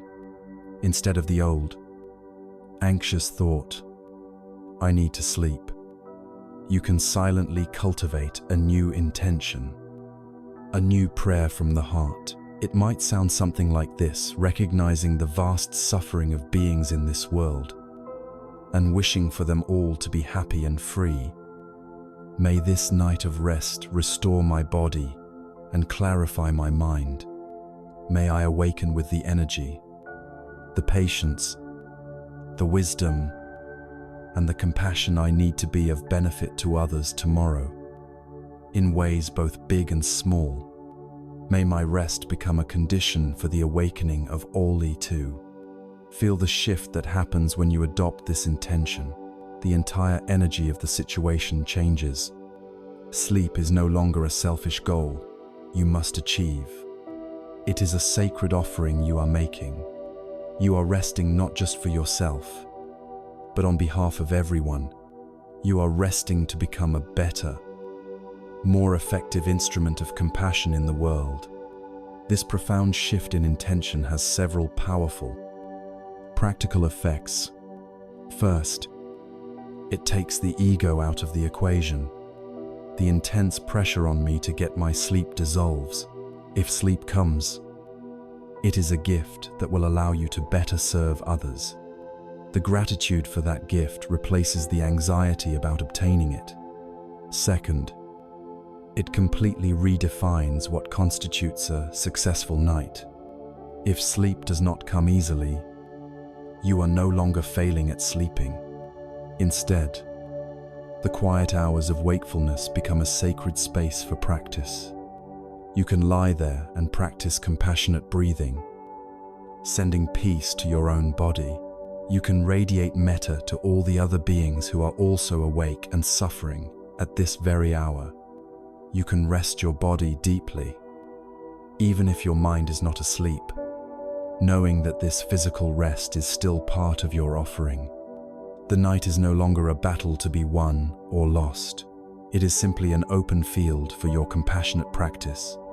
The performance anxiety evaporates, and in that spacious, purposeful calm, sleep itself is far more likely to arise naturally. The archetypal image of this limitless compassion is the great Bodhisattva Avalokiteshvara, known as Quan Thay in Vietnam, or Kannon in Japan. The legend tells that Avalokiteshvara looked down from a place of great wisdom and saw the endless, churning ocean of worldly suffering, overwhelmed by a compassion so vast it was unbearable. He made a powerful vow: I shall not rest until I have liberated every single being from their suffering. He set about this immense task, but as he worked, he saw that for every being he helped, countless more were falling into states of pain. The task seemed impossible. For a single moment, he fell into despair, and the force of his grief and compassion was so great that his head shattered into 11 pieces. Yet the Buddhas of all directions, seeing his pure and noble intention, immediately came to his aid. They reassembled his head and, to better equip him for his task, they bestowed upon him 1,000 arms, and in the palm of each hand, an eye. With these 1,000 arms and 1,000 eyes, he could simultaneously perceive the cries of the world and reach out to offer comfort and aid to countless beings at once. This story is a powerful metaphor for the nature of true compassion. The Bodhisattva's vow is not based on a naive belief that the work will be easy. It is based on a love so vast that it does not falter in the face of immense suffering. When our own small intention, even for a single night's sleep, is aligned with this same universal, compassionate energy, we tap into a strength that is far greater than our own. We are no longer a small, struggling self, trying to get what it needs. We are participating in the noblest work of the universe. And so, we bring this vast, inspiring vision back to the simple, humble space of our own bed. Your bed is no longer a wrestling mat where you struggle with the demon of insomnia. It can become an altar. Your desire for rest is no longer a selfish craving. It is a sacred vow. Each night, as you lie down, you have the opportunity to make this offering. You are not just going to sleep.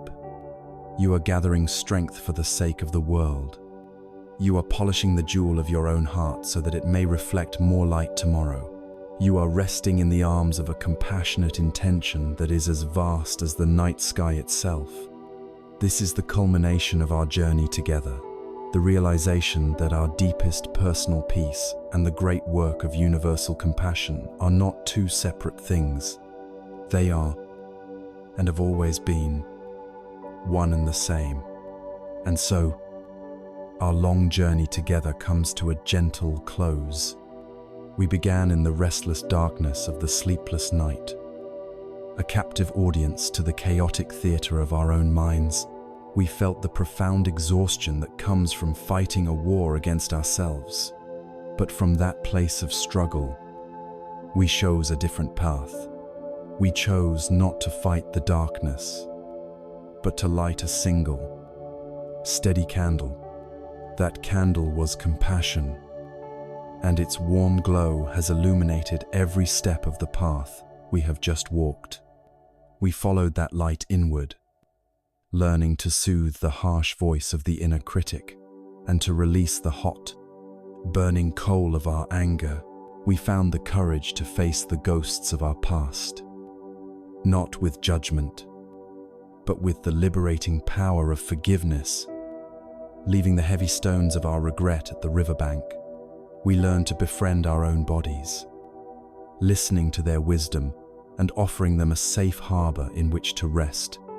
From this grounded place of self-kindness, we allowed our hearts to open outward. We learned to feel genuine joy in the happiness of others, to see the hidden suffering behind even the most difficult actions, and to feel our own lonely separateness dissolve into the vast, shimmering web of our interconnectedness.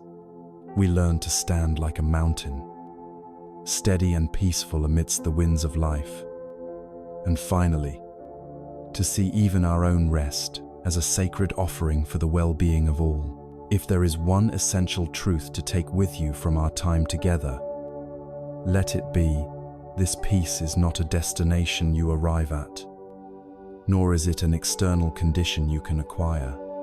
It is not the absence of problems, noise, or difficulty.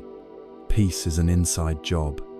It is a quality of heart that you can consciously and lovingly cultivate, moment by moment, breath by breath. It is the spacious, warm, and unwavering kindness that you learn to offer to the beautiful, messy, and imperfect reality of your own life. A deep and healing sleep is not another goal to be aggressively pursued or another achievement to be unlocked. It is the natural, effortless consequence of a day lived with a compassionate heart. It is the body's final sigh of release when the mind at last feels safe enough to come home. Compassion is the softest pillow upon which to rest your head. The path is now before you. You have all the tools you need. They are not outside of you. They reside within your own awareness, your own breath, and your own innate capacity for goodness. You do not need to master this all at once. The journey of 1,000 miles begins with a single step. A single compassionate breath is a beginning. A single moment of choosing kindness over judgment is a victory. A single act of generosity is a celebration. So tonight, as you prepare to close your eyes, know that you are not the same person who began this journey. You are wiser, you are softer, and you are stronger in a way that truly matters. As you lay your head down, remember that you are not alone. You are held in the vast embrace of an interconnected universe, and you possess a heart capable of generating infinite warmth. May your mind be peaceful. May your heart be light, and may your sleep, tonight and every night, be deep, healing, and profoundly restful.